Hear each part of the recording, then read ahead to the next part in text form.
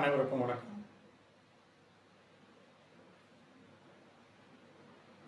Audio video கிளியரா இருக்கா?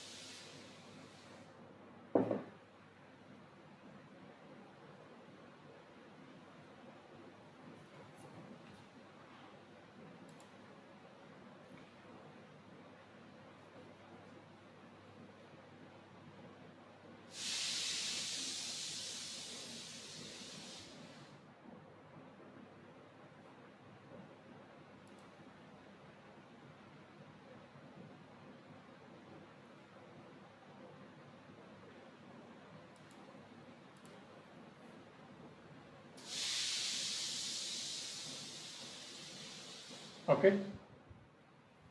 So இன்னைக்கு நம்ம என்ன டாபிக் பார்க்க போறோம் அப்படின்னா பர்சன்டேஜில் பார்ட் 3. ஸோ பர்சன்டேஜில் ரிமைனிங் இருக்கக்கூடிய எல்லா டைப் ஆஃப் கொஸ்டின்ஸும் இன்னைக்கு நம்ம பார்த்துடலாம். ஸோ ரிமைனிங் டைப் ரொம்ப ஈஸி தான். ஒன்ஸ் ஒரு கொஸ்டினை நம்ம அண்டர்ஸ்டாண்ட் பண்ணிக்கிட்டோம் அப்படின்னா தென் ப்ராப்ளம் சால்வ் பண்ணுறது ஈஸி. ஸோ எப்பயுமே எந்த ஒரு டாப்பிக்காக இருக்கட்டும் அந்த டாப்பிக்கில் இருக்கக்கூடிய பேசிக் திங்கர், ஓகே, அந்த டாபிக்ல இருக்கக்கூடிய பேசிக், அதாவது கொஸ்டின் என்ன, அந்த பேஸ் வந்து நம்ம தெரிஞ்சிட்டோம் அப்படின்னா அந்த கொஸ்டினை மூவ் பண்றது ரொம்ப ஈஸியா இருக்கும். ஓகே, ஸோ அது ரொம்ப ஈஸியான டாபிக் தான். எல்லா டாபிக்கும், நாட் ஓன்லி பர்சன்டேஜ், எல்லா டாபிக்கும் ஈஸி தான். பட் பேஸ் நல்லா தெரிஞ்சுக்கணும். ஸோ பேஸ் அப்படின்றது ஜஸ்ட் கிவன், கொஸ்டின்ல என்ன கொடுத்துருக்காங்க, கிவன் என்ன, ரெக்வயர்டு ஒன் என்ன, என்ன கேட்டிருக்காங்க. ஸோ இதை ஃபர்ஸ்ட் நம்ம அண்டர்ஸ்டாண்ட் பண்ணிக்கிட்டோம் அப்படின்னா ப்ராப்ளம் சால்வ் பண்ணுறது ரொம்ப ஈஸியாக இருக்கும். ஸோ கிவன்ல இருந்து ரெக்வயர்டு ஒன் கொண்டு போகிறதுக்கு அவங்களே எல்லாமே கொடுத்துருவாங்க. அவங்க கொடுத்துருக்கிறத நம்ம ஆர்டர் பண்ணணும். ஸ்டெப் பை ஸ்டெப்பாக ஆர்டர் பண்ணோம் அப்படின்னா நமக்கு ஆன்சர் வந்துடும். ஓகேவா? ஸோ ரொம்ப ஈஸி தான், ரொம்ப கஷ்டம் கிடையாது. எந்த ஒரு டாப்பிக்காக இருக்கட்டும், எனி டாபிக் எல்லாமே ஈஸி தான். அதை நம்ம கரெக்டான வேல அண்டர்ஸ்டாண்ட் பண்ணிக்கணும், கரெக்டாக நம்ம படிச்சுக்கணும். ஓகேவா? ஓகே. வால்யூம் கம்மியாக இருக்கா?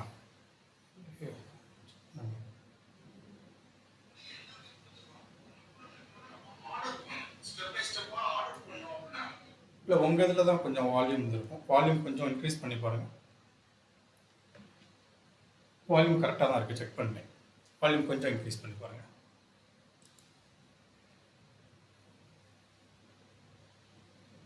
Okay,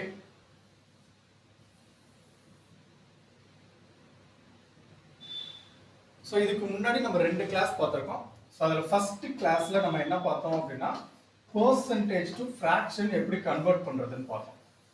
percentage to fraction and fraction to percentage, fraction to percentage எப்படி கன்வெர்ட் பண்ணுறதுன்னு பார்த்தோம்.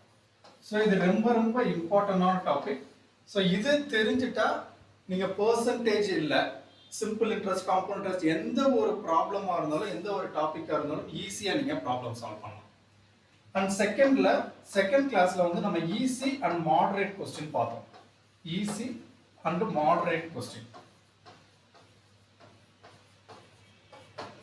ஸோ இன்னைக்கு என்ன பார்க்க போகிறோம் அப்படின்னா கொஞ்சம் டிஃபிகல்ட் லெவல் கொஸ்டின்னு நினைக்கக்கூடிய கொஸ்டின். பட் எதுவுமே என்னை பொறுத்த வரைக்கும் டிஃபிகல்ட்டும் கிடையாது, மாடரேட்டும் கிடையாது. So question is very very simple. Once ஒரு கான்செப்ட் மட்டும்தான் நம்ம தெரிஞ்சுக்கணும். கான்செப்ட் தெரிஞ்சிருச்சுன்னா ப்ராப்ளம் சால்வ் பண்ணுறது ஈஸி. ஓகேவா? எல்லாமே ஈஸி தான், எதுவுமே கஷ்டம் கிடையாது. எல்லாமே ஈஸி தான், எதுவுமே கஷ்டம் கிடையாது. ஸோ ரொம்ப ரொம்ப சிம்பிள் டாபிக் தான்.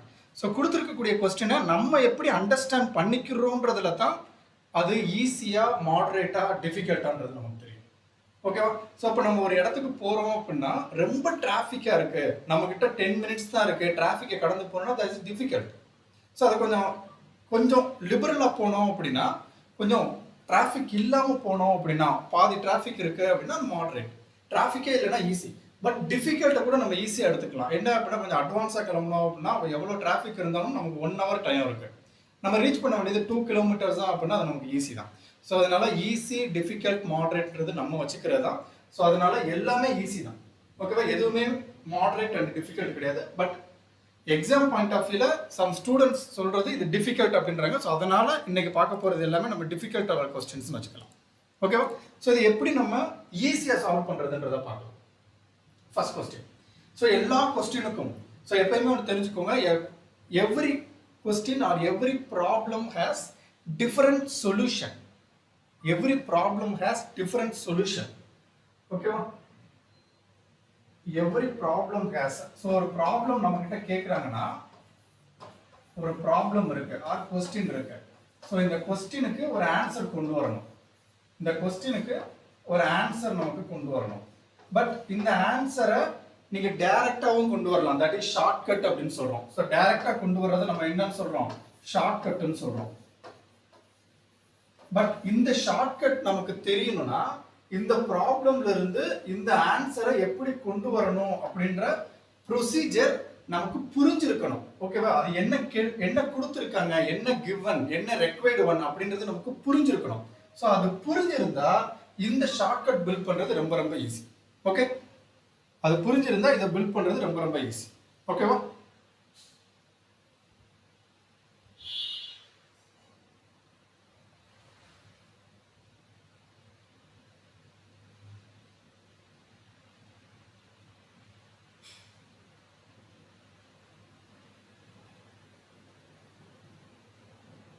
ஓகே?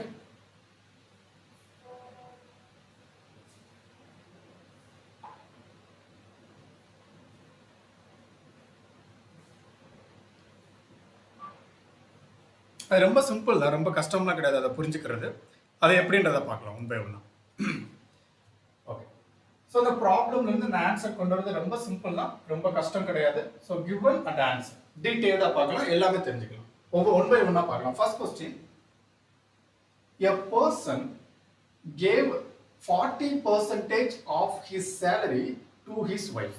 ஸோ ஃபர்ஸ்ட் ப்ராக்டிஸ் பண்ணும்போது ஸ்டெப் பை ஸ்டெப்பாக நீங்கள் ஃபர்ஸ்ட் அண்டர்ஸ்டாண்ட் பண்ணிக்கோங்க. ஸ்டெப் பை ஸ்டெப்பாக அங்கே என்ன கொடுத்துருக்காங்கன்றத பாருங்க. ஸோ எந்த ஒரு எக்ஸாம் எடுத்துக்கிட்டாலும் okay, not only SSC, railway, banking, so TNPSC, TNUSRB, even UPSC, அந்த கொஸ்டின் அப்படின்றது அவ்வளோதான். அதுதான் கொஸ்டின் கான்செப்ட் அப்படின்றது அவ்வளோதான். பெர்சன்டேஜ் அப்படின்னா பெர்சன்டேஜ்னா என்ன? 1% இருந்து 20%, 30%, 40%, 50% இது ஒரு கொஸ்டின் கேட்க போறாங்க. ஃபைனலா ஒரு பர்டிகுலர் வேல்யூல இந்த பெர்சன்டேஜ் என்னன்னு கேட்க போறாங்க. தட் இஸ் ஒரு ரூட் ஆஃப் அப்படின்னு வச்சுக்கலாம். அதுதான் வைட்டல் ரோல். ஸோ அதை நம்ம தெரிஞ்சுக்கிட்டோம் அப்படின்னா எப்படி கொஸ்டின் கேட்டாலும் நம்ம சால்வ் பண்ணலாம். இப்படிதான் கொஸ்டின் கேட்கணும் அப்படின்னு எந்த ஒரு இதுவும் இல்லை. பட் இதுல தான் கொஸ்டின் கேட்கணுன்றது இருக்கு. பெர்சன்டேஜ் அப்படின்னா பெர்சன்டேஜ் பேஸ் பண்ணி தான் கொஸ்டின் கேட்க போறாங்க. புரிஞ்சுக்கிட்டோம் அப்படின்னா இப்போ இந்த ஒரு கொஸ்டினை நம்ம படிக்கிறோம், இந்த ஒரு கொஸ்டினை நம்ம அண்டர்ஸ்டாண்ட் பண்ணிக்கிட்டா இது மாதிரி எப்படி கொஸ்டின் கேட்டாலும் நமக்கு அதை அண்டர்ஸ்டாண்ட் பண்ணிக்க முடியும். ஃபர்ஸ்ட் டைம் பார்க்கும்போது மட்டும்தான் நமக்கு அது கஷ்டமா இருக்கும். ஓகே? ஏன்னா இப்போ நீங்க ஃபர்ஸ்ட் டைம் ஒரு லெட்டர் நீங்க படிக்கும்போது, ஒரு கொஸ்டினோ ஒரு லெட்டரோ நீங்க படிக்கும்போது எப்படி படிச்சிருப்போம்? இதை நம்ம ரீட் பண்ணிருப்போம். A person, PERSON, person, GAVE, gave அப்படின்னு நம்ம ஒன் பை ஒன்னா படிச்சிருப்போம் இனிஷியல் ஸ்டேஜ்ல ஸ்கூல் படிக்கும்போது. பட் ஆஃப்டர் தட் நம்ம என்ன பண்ணிருப்போம் அப்படின்னா, இது வந்து கொஸ்டினை பார்த்தோம்னா a person gave 40% of his salary to his wife, he gave 20% of the remaining to his son. Okay, so according to the statistics, first 3 letter மட்டும் நமக்கு தெரிஞ்சிட்டா அந்த லெட்டரே நமக்கு தெரிஞ்சிடும்னு சொல்றாங்க. ஓகேவா? ஸோ அதனால லைன் பை லைனா ஃபர்ஸ்ட் படிங்க. தென் இதுல எப்படி கொஸ்டின் கேட்டாலும் நம்மளால ஆன்சர் பண்ண முடியும். ஸோ ஃபர்ஸ்ட் லைன் என்ன? a person gave 40% of his salary to his wife. So அந்த பர்சன் ஏதோ ஒரு சேலரி வாங்குறாரு, அது இன்டைரக்டா கொடுத்துருக்காங்க. அந்த சேலரியில 40% ஒரு ஒய்ஃபு கொடுத்துட்டாரு. 40%, ரைட்? ஃபர்ஸ்ட் லைன் முடிஞ்சு போச்சு. ஸோ இந்த ஃபர்ஸ்ட் லைன் புரிஞ்சுக்கிறதுக்கு நீங்க இப்படியே விட்டாலும் ஓகே, அல்லது இதை நீங்க எடுத்து எழுதினாலும் ஓகே. ஓகே, எடுத்து எழுதினாலும் ஓகே. ஸோ எப்படி எடுத்து எழுதலாம்? ஸோ ஃபர்ஸ்ட் ஒன்ஸ் ஒரு கொஸ்டினை ஃபுல்லா ரீட் பண்ணிருங்க. ரீட் பண்ணதுக்கப்புறம் நம்ம எப்படி எடுத்து எழுதணும் அப்படின்றத நம்ம ஃபைனலைஸ் பண்ணலாம். ஏன்னா ஒவ்வொரு கொஸ்டினும் ஒவ்வொரு மாதிரி இருக்கும். அதனால ஃபர்ஸ்ட் ஒன் கொஸ்டினை ரீட் பண்ணுங்க, கொஸ்டினை அண்டர்ஸ்டாண்ட் பண்ணிக்கோங்க. ஃபர்ஸ்ட் லைன்ல என்ன கொடுத்துருக்காங்க அப்படின்னா, அந்த பர்சன் ஏதோ ஒரு சேலரி வாங்குறாரு, அந்த சேலரியில 40% அவங்க ஒய்ஃப் கிட்ட கொடுக்குறாரு. He gave, next line, he gave 20% of the remaining to his son. 20% of the remaining அப்படின்னா 100%. For example, okay, for example, அவர் வந்து ஒரு 10,000 rupees சேலரி வாங்குறாருன்னு வச்சுப்போம். ஸோ அந்த 10,000 rupeesல அவர் என்ன பண்ணிட்டாரு அப்படின்னா அவங்க ஒய்ஃபுக்கு 40% கொடுத்துட்டாரு. ஸோ 10,000ல 40% அப்படின்றது 4,000. ஸோ இப்போ ரிமைனிங் என்ன இருக்கும்? ரிமைனிங் 60% இருக்கும். So 60% remaining. ஏன்னா அவுட் ஆஃப் 100%ல அவர் 40% அவங்க ஒய்ஃபுக்கு கொடுத்துட்டாரு. மிச்சம் 60% இருக்கும். அது எவ்வளவு? 6,000 rupees. He gave 20% of the remaining to his son. 20% of the remaining. So இந்த remaining amountல இந்த remaining 6,000ல 20% அவர் பையனுக்கு கொடுக்குறாரு. So 6,000ல 20% அப்படின்றது 1,200. So அப்ப மிச்சம் என்ன இருக்கும்? மிச்சம் 80% இருக்கும். ஓகே, so இந்த 80% remaining. இந்த 6,000ல 1,200 கொடுத்துட்டாருன்னா மிச்சம் எவ்வளவு இருக்கும்? 4,800 ரூபாய். So 4,800 ரூபாய் மிச்சம் இருக்கு. And next line, and 50% of the remaining amount he spent on luxury and he spent on luxury. Okay, luxury அப்படின்னா he spent on luxury ஏதோ ஒன்று. ஓகே, அவர் ஏதோ செலவு பண்றாரு. Okay, expenditure spend. அவர் லக்ஸரியா ஏதோ செலவு பண்றாரு. ஓகே, ஸோ அப்போ மிச்சம் 4,800ல அவர் என்ன பண்றாரு அப்படின்னா 50% அப்படின்றது 2,400. 2,400 அவர் என்ன பண்றாரு அப்படின்னா செலவு பண்றாரு. மிச்சம் எவ்வளவு இருக்கும்? 2,400. ஓகே, மிச்சம் 50%. This is remaining. Okay, this is the key. இப்படிதான் நம்ம கொண்டு வரணும். பட் இதை நம்ம இப்படி சால்வ் பண்ண மாட்டோம். பட் சால்வ் பண்றது வேற. பட் உங்களுக்கு புரிய வைக்கிறதுக்காக சொல்றேன். இனிஷியலா அவர் ஏதோ சேலரி வாங்குறாரு. அந்த சேலரின்றது 100%. ஸோ அந்த 100%ல 40% வந்து அவர் ஒய்ஃப் கிட்ட கொடுக்குறாரு. மிச்சம் 60% இருக்கும். அந்த 60%ல 20%, அந்த 60% ரிமைனிங்ல 20% அவர் பையனுக்கு கொடுக்குறாரு. அந்த மிச்சம் ஒரு அமௌண்ட் இருக்கு. அந்த அமௌண்ட்ல 50% செலவு பண்றாரு, 50% சேவ் பண்றாரு. அவர் சேவ் பண்ற அமௌண்ட் வந்து 1,20,000. he deposited in the bank. Find monthly salary. அப்ப அவரோட மந்த்லி salary என்னன்னு கேக்குறாங்க. So this is the key word. அப்ப இந்த क्वेश्चन நம்ம எப்படி அண்டர்ஸ்டாண்ட் பண்ணிக்கிட்டோம்னு புரியுதா? அவர் ஏதோ ஒரு அமௌண்ட் வாங்குறாரு. அந்த அமௌண்ட்ல அவர் ஏதோ செலவு பண்றாரு. திரும்ப கொஞ்சம் ரிமைனிங் சேர்த்து வைக்கிறாரு, செலவு பண்றாரு, சேர்த்து வைக்கிறாரு. ஓகே, ஸோ அப்போ இந்த கொஸ்டின் நம்ம எப்படி எடுத்து எழுதணும்? இந்த கொஸ்டினை எப்படி எடுத்து எழுதணும்னா, ஸோ இனிஷியலா அவர் ஏதோ ஒரு அமௌண்ட் வாங்கியிருப்பார், சேலரி வாங்கியிருப்பார் இனிஷியலா. ஓகே, ஸோ அவர் இனிஷியலா வாங்கின சேலரி வந்து 100%. கரெக்டா? இனிஷியலா அவர் வாங்கின சேலரி வந்து 100%. ஸோ இந்த 100%ல அவங்க ஒய்ஃபுக்கு அவர் எவ்வளவு கொடுக்குறாரு? அவர் ஒய்ஃபுக்கு 40% கொடுக்குறாரு. அவர் ஒய்ஃபுக்கு எவ்வளவு கொடுக்குறாரு? 40% கொடுக்குறாரு. ஸோ -40. ஓகே, 40% கொடுக்குறாரு, which means அவர் கையில இருந்து போகுது. So -40%. and he gave 20% of the remaining to his son. and அவர் பையன்கிட்ட எவ்வளவு கொடுக்குறாரு? 20% கொடுக்குறாரு. ஓகே, ஸோ அவர் பையன்கிட்ட எவ்வளவு கொடுக்குறாரு? 20% கொடுக்குறாரு. So -20%. and 50% of the remaining amount he spent. இவர் எவ்வளவு ஸ்பெண்ட் பண்றாரு? எவ்வளவு செலவு பண்றாரு? 50% செலவு பண்றாரு. ஸோ -50%. போதும், இதை எடுத்து எழுதிக்கோங்க போதும். ஓகே, இதை எடுத்து எழுதிக்கோங்க போதும். இப்போ இதுல இருந்து क्वेश्चन எப்படி நம்ம கொண்டு வரது? there are two different methods. இதை நம்ம ரெண்டு விதமா சால்வ் பண்ணா நான் ரெண்டையுமே உங்களுக்கு சொல்றேன். ரெண்டு விதமா சால்வ் பண்ண முடியும், நான் ரெண்டையுமே உங்களுக்கு சொல்றேன். ஸோ ஃபர்ஸ்ட் வே என்ன அப்படின்னா ரேஷியோ மெத்தட், அதாவது பை பார்ட்ஸ். பை பார்ட்ஸ்ல இதை எப்படி நம்ம சிம்பிளிஃபை பண்றது? By parts. ஓகே, நான் ஃபர்ஸ்ட் என்ன சொல்றேன் அப்படின்னா பை பார்ட்ஸ்ல இதை எப்படி சிம்பிளிஃபை பண்ணலாம்னு பார்ப்போம். ஸோ இனிஷியலா ஒரு சேலரி வாங்கினார்ல, இனிஷியலா அவர் வாங்கின சேலரியை நம்ம 100 பார்ட்ஸ்னு எடுத்துக்கலாம். 100 பார்ட்ஸ். ஓகே, ஸோ அப்போ இனிஷியலா அவர் ஏதோ ஒரு சேலரி வாங்கியிருக்காரு, அதை 100 பார்ட்ஸ்னு எடுத்துக்கலாம். That is 100. ஓகே, ஸோ இந்த 100ல 40% அவர் யாருக்கு கொடுக்குறாரு? ஒய்ஃபு கிட்ட கொடுக்குறாரு. ஸோ 40% யாருக்கு கொடுக்குறாரு? ஒய்ஃபுக்கு கொடுக்குறாரு. ஸோ 40% அவுட் ஆஃப் 100ல 40% அப்படின்றது 40 பார்ட்ஸ்.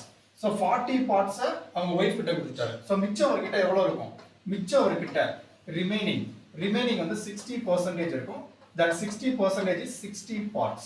by parts ல நான் simplify பண்றேன், by parts, right? so initially அவர் வாங்கின salary 100 parts னு எடுத்துப்போம். so initially அவர் வாங்கின salary 100 parts. then இப்போ மிச்சம் அவர்கிட்ட 60 parts இருக்கு. so இந்த 60 parts ல 20% அவர் பையன் கிட்ட கொடுக்கிறாரு. 20%. so அப்ப 60 ல 20% அப்படிங்கிறது 12. so அப்ப 12 parts அவர் பையன் கிட்ட கொடுக்கிறாரு. மிச்சம் அவர்கிட்ட 48 parts இருக்கும். so remaining அவர்கிட்ட எவ்வளவு இருக்கும்? 20% இங்க போயிடுச்சுனா மிச்சம் 80% இருக்கும். by percentage ல. பட் அது நமக்கு தேவையில்லை. by parts மட்டும் நமக்கு போதும். remaining என்ன அப்படி. ஓகே? so அவர் 20% பையன் கிட்ட கொடுத்தாருன்னா மிச்சம் 80% இருக்கும். 60 ல 80%ன்றது 48. and then இப்ப and 50% of the remaining amount he spent on luxury. இதுல 50%. so 48 ல 50% அவர் ஸ்பெண்ட் பண்றாரு. ஓகே, எதுக்கோ செலவு பண்றாரு. லக்ஸரியா ஏதோ ஸ்பெண்ட் பண்றாரு. ஹோட்டல் போறாரு, டூர் போறாரு, அதெல்லாம் ஸ்பெண்ட் பண்றாரு. so 48 ல 50% அப்படிங்கிறது 24 parts. so மிச்சம் எவ்வளவு இருக்கும்? remaining 48 ல 24 போச்சுனா மிச்சம் 24. okay, this is the final remaining. 24 parts. so the final remaining na he saves, he deposited in bank எவ்வளவு? 1,20,000. so அப்ப 24 parts அப்படின்றது 24 parts அப்படின்றது ஓகே, மிச்சம் ஃபைனலா அவர் எவ்வளவு வச்சிருக்காரு? 24 parts. so அந்த 24 parts அப்படின்றது 1,20,000. therefore one part அப்படின்றது 5,000. one part அப்படின்றது 5,000. அவங்க क्वेश्चन என்ன கேட்டிருக்காங்க? அவங்க question find monthly salary. so monthly salary is 100 parts. so அவருடைய monthly salary அதாவது initial salary அதான initial value monthly salary தான. so monthly salary 100 parts. one part is 5,000 அப்படினா 100 parts is 5 lakh. 100 parts is 5 lakh. so answer for this question is 5 lakh. okay, clear? simple? clear?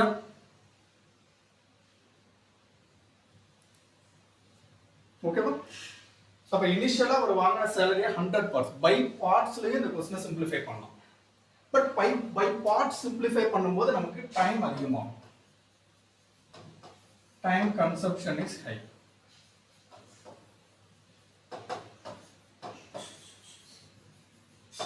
Time consumption அதிகமாகும். So அப்ப நம்ம எப்படி solve பண்ணலாம்? So இதே क्वेश्चனை நம்ம எப்படி சால்வ் பண்ணலாம் அப்படினா, so initially அவர் 100 parts வாங்கியிருக்காரா? initially அவர் வாங்குன salary, initial salary வந்து அவருடைய 100%. and wife கிட்ட 40% கொடுக்கறாரு. so அப்ப remaining எவ்வளவு இருக்கும்? remaining 60% இருக்கும். கரெக்ட்டா? remaining 60% இருக்கும். clear? and இந்த 60% 20% பையன் கிட்ட கொடுத்தா remaining எவ்வளவு இருக்கும்? 80% இருக்கும். 50% கொடுத்தா இங்க ரிமைனிங் என்ன இருக்கும்? 50% இருக்கும். சோ இத percentage பேஸ்லயும் கொடுக்கலாம். ரிமைனிங் percentage யூஸ் பண்ணியும் இந்த क्वेश्चனை சால்வ் பண்ணலாம். சோ அது எப்படி சால்வ் பண்றது அப்படினா, இனிஷியலா அவர் ஏதோ ஒரு salary வாங்கி இருக்காரு. கரெக்ட்? அதுதான் நம்ம கண்டுபிடிக்கணும். So monthly salary so monthly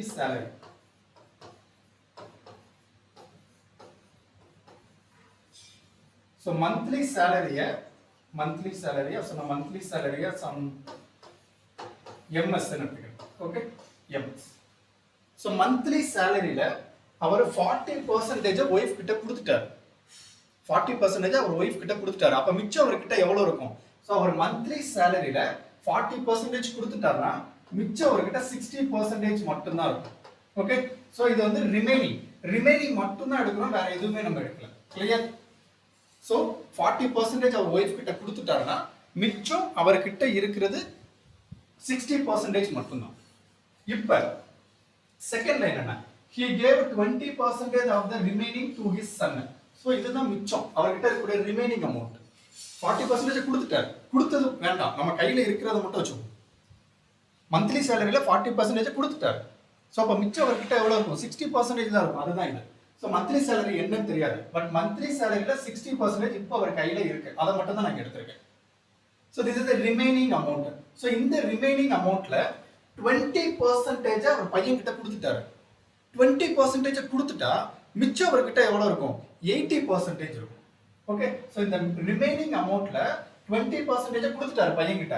so அப்ப மிச்சம் அவர்கிட்ட எவ்வளவு இருக்கும்? மிச்சம் அவர்கிட்ட இருக்கிறது 80% இருக்கும். கரெக்ட்டா?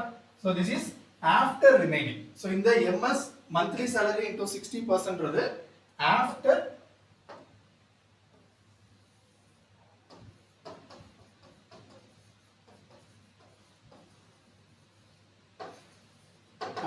money given to wife. wife கிட்ட கொடுத்ததுக்கு அப்புறம் அவர்கிட்ட இருக்கக்கூடிய மிச்ச அமௌண்ட். சோ இது வந்து இது டோட்டலா after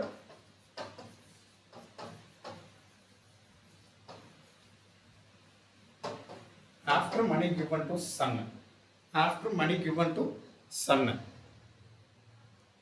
Okay, after money given to son. son கொடுத்ததுக்கு அப்புறம் மிச்சம் அவர்கிட்ட இருக்கும் எவ்வளவு இருக்கும்? 80% இருக்கும். Then 50% of the remaining amount he spent on luxury. So மிச்சம் 50% அவர் ஸ்பெண்ட் பண்ணிட்டாரு. அப்ப மிச்சம் பேலன்ஸ் அவர்கிட்ட எவ்வளவு இருக்கும்? 50% இருக்கும். ஓகே, பேலன்ஸ் எவ்வளவு இருக்கும்? 50% இருக்கும். 50%.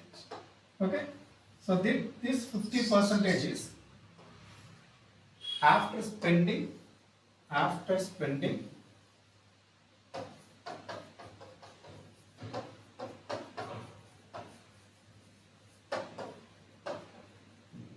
luxury. So this is the total. Okay,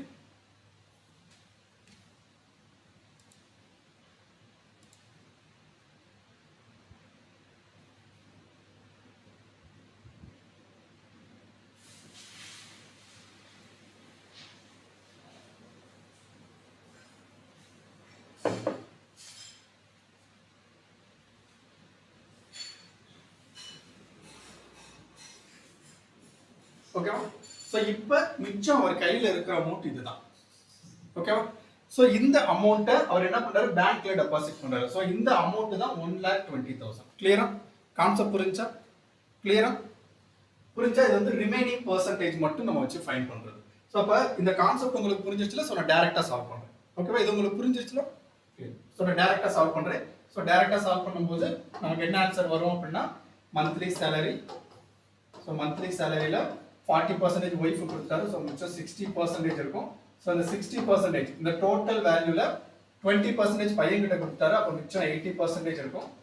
and மிச்சம் இந்த டோட்டல் அமௌண்ட்ல 50% ஸ்பெண்ட் பண்ணிட்டாரு. மிச்சம் 50% இருக்கும். So this is equal to 1,20,000. Okay, so அதை சிம்பிளிஃபை பண்ணுங்க. Monthly salary into 60% in terms of fraction சொன்னோம்னா 6/10. சோ 6/10 சிம்பிளஸ்ட் ஃபார்ம் கொண்டு வந்தோம் அப்படின்னா 3/5. 80% அப்படின்றது 8/10. இத சிம்பிளஸ்ட் ஃபார்ம் கொண்டு வந்தோம் அப்படின்னா 4/5. 50% அப்படின்றது 1/2 is equal to 1,20,000. அத சிம்பிளிஃபை பண்ணுங்க. சிம்பிளிஃபை பண்ணீங்கன்னா 1 into 2 2, 2 into 2 4. Then 3 2s are 6. இல்லனா 2 டேபிள்ல போலாம். 1 3 is 3, 1 2 is 2, 6 2s are 12. So remaining 4 zeros. And 1 3 is 3, 2 3s are 6, 20,000. Okay, so monthly salary is equal to 20,000 into 5 5s are 25. 25 இந்த பக்கம் கொண்டு போயிருங்க. So இதை simplify பண்ணுங்க. 25 into 2, 25 into 2 50. So 50 followed with 4 zeros, 2 3 4. So which is 5 lakh. So answer for this question is 5 lakh. Clear? Clear? So இது remaining percentage use பண்ணி நம்ம answer find பண்ணலாம். remaining percentage யூஸ் பண்ணி. பட் இதுக்கு time அதிகமா ஆகாது. Time ரொம்ப கம்மியா தான். கிளியரா? Okay sir. இதை வந்து நான் இப்படி எடுத்து எழுதி தான் சால்வ் பண்ணணுமா? கிடையாது. ஸோ இப்படி நீங்க எடுத்து எழுதாம கூட சால்வ் பண்ணலாம்.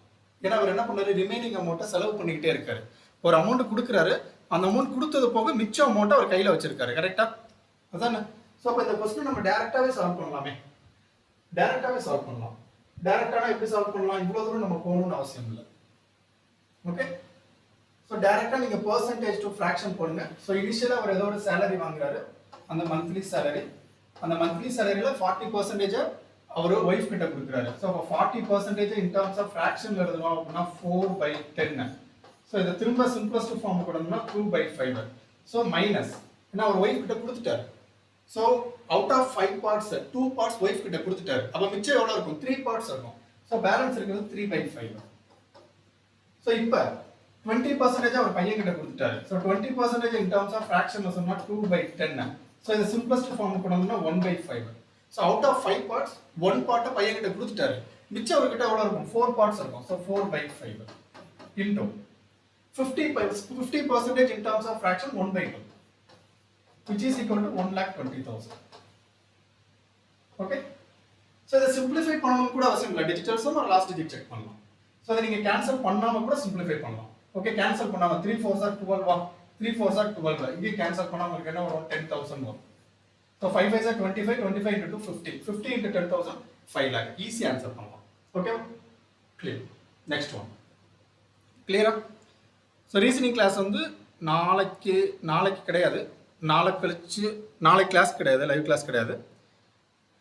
நாளை கழிச்சு அட்வான்ஸ் மேக்ஸ் இருக்கும். அதுக்கு அடுத்த நாள் விச் மீன்ஸ் தேர்ஸ்டே இருக்கும். தேர்ஸ்டே உங்களுக்கு ரீசனிங் கிளாஸ் இருக்கும். Okay, right. Thursday reasoning class.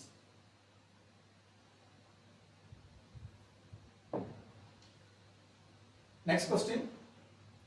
Murugan's income is 25% more than the income of Kumaran. So Muruganuடைய income வந்து 25% more than income of Kumaran. Okay. Income of Kumaran is how much percentage less than income of Murugan? So இதையும் நம்ம ரெண்டு விதமா எழுதலாம். ஒன்னு வந்து assumed value use பண்ணி solve பண்ணலாம். assumed value or percentage value சொல்லலாம். assumed or percentage value. So அது என்ன? ஒண்ணும் இல்ல, முருகன் and குமரன் இவங்க ரெண்டு பேருக்குள்ள ரிலேஷன் தானே கேக்குறாங்க.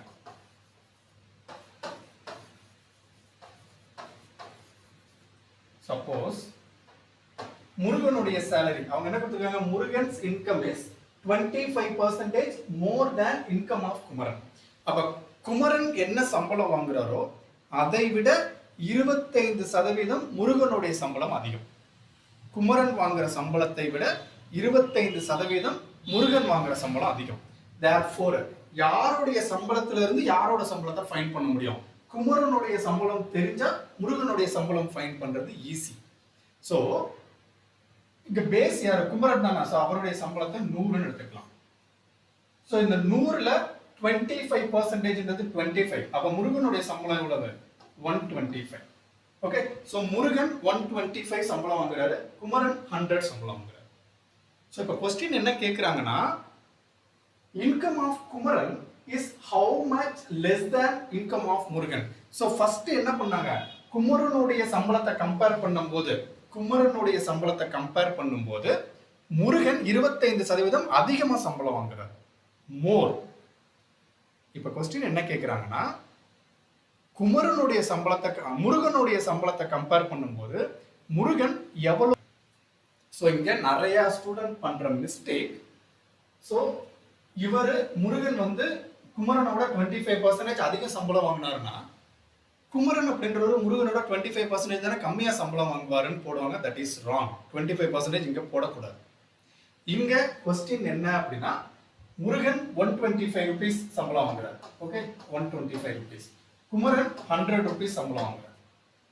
சோ இப்ப क्वेश्चन என்ன கேக்குறாங்க? இவரை விட இவர் எவ்வளவு கம்மியா வாங்குறாரு இன் டர்ம்ஸ் ஆஃப் பெர்சன்டேஜ்ல கேக்குறாங்க. சோ முருகனை விட குமரன் எவ்வளவு கம்மியா சம்பளம் வாங்குறாரு அப்படின்னா 25 rupees சம்பளம் கம்மியா வாங்குறாரு. சோ இந்த 25 rupees அப்படின்றது அவுட் ஆஃப் 125ல எத்தனை பெர்சன்டேஜ்னு ஃபைண்ட் பண்ணணும். ஏன்னா முருகனோட சம்பளத்தை டிபெண்ட் பண்ணி தானே கேக்குறாங்க. therefore into 100. சோ இத சிம்பிளிஃபை பண்ணுங்க. அப்படின்னா 1 into 25 25, 5 into 25 125, 1 into 5 5, 20 into 5 100. therefore 20%. ஓகேவா? சோ முருகனுடைய சம்பளத்தை கம்பேர் பண்ணும்போது குமரன் 20% கம்மியா வாங்குறாரு. So answer is 20%, not 25%. So நிறைய ஸ்டூடண்ட்ஸ் 25% ன்னு போடுவாங்க. 25% is wrong. ஓகேவா?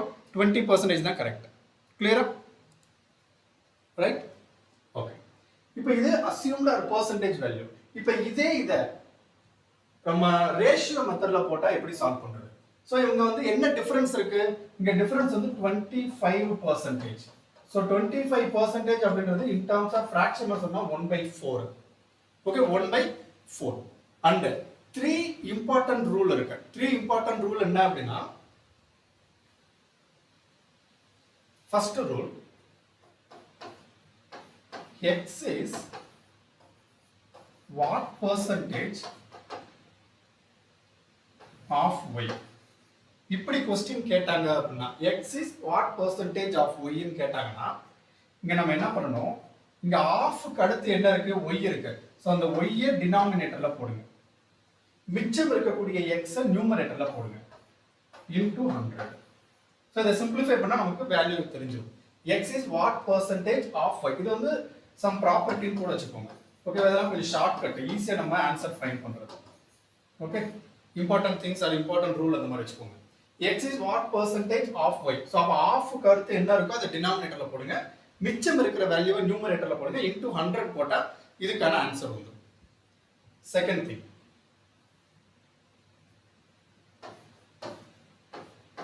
x is what percentage less than or greater than y. So இந்த மாதிரி क्वेश्चन கேட்டா இங்கேயும் than க்கு அடுத்து என்ன இருக்கோ அதை டினாமினேட்டர்ல போடுங்க, than க்கு அடுத்து என்ன இருக்கோ அதை டினாமினேட்டர்ல போடுங்க, and இந்த x க்கும் y க்குமான டிஃபரன்ஸ், அந்த டிஃபரன்ஸ் நியூமரேட்டர்ல போடுங்க. So difference of x and y அதை நியூமரேட்டர்ல போடுங்க into 100, ஆன்சர் வந்துரும். Okay, difference always positive, difference always positive, greater number minus smaller number. clear? so இப்ப இந்த ரெண்டு ரூலை வச்சுக்கிட்டோம்னா இங்க क्वेश्चन என்ன கேக்குறாங்க, கொடுத்திருக்க 25% in terms of fraction எழுதியாச்சு, and denominatorல இருக்கக்கூடிய 4 parts. அவங்க क्वेश्चन என்ன கேக்குறாங்க, than க்கு அப்புறம் யார் வரா, குமரன் வரா. so குமரன் அப்படின்றது 4 parts, குமரன் அப்படின்றது 4 parts. therefore Murugan and Kumaran. so Kumaran அப்படின்றவர் என்னது, குமரன், டினாமினேட்டர்ல இருக்குது Kumaran. so 4 parts, more than. okay, more னா எக்ஸ்ட்ரா ஆட் பண்ணனும். therefore 4 plus 1 5. so அப்ப முருகன் வந்து 5 parts. so முருகன் வாங்குற சம்பளம் 5 parts, குமரன் வாங்குற சம்பளம் 4 parts. அவங்க क्वेश्चन என்ன கேக்குறாங்கன்னா, முருகன் வாங்குற சம்பளத்தை விட குமரன் எவ்வளவு கம்மியா வாங்குறாருன்னு கேக்குறாங்க. சோ முருகன் வாங்குறத விட குமரன் ஒரு பார்ட் கம்மியா வாங்குறாரு. சோ இந்த 1 பார்ட் அப்படின்றது அவுட் ஆஃப் 5 பார்ட்ஸ்ல எத்தனை percentage? 1/5 into 100 is 20%. so answer for this question is 20%. clear? simple, right?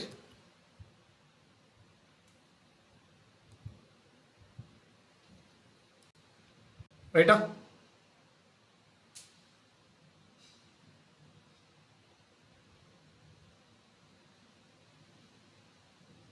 right.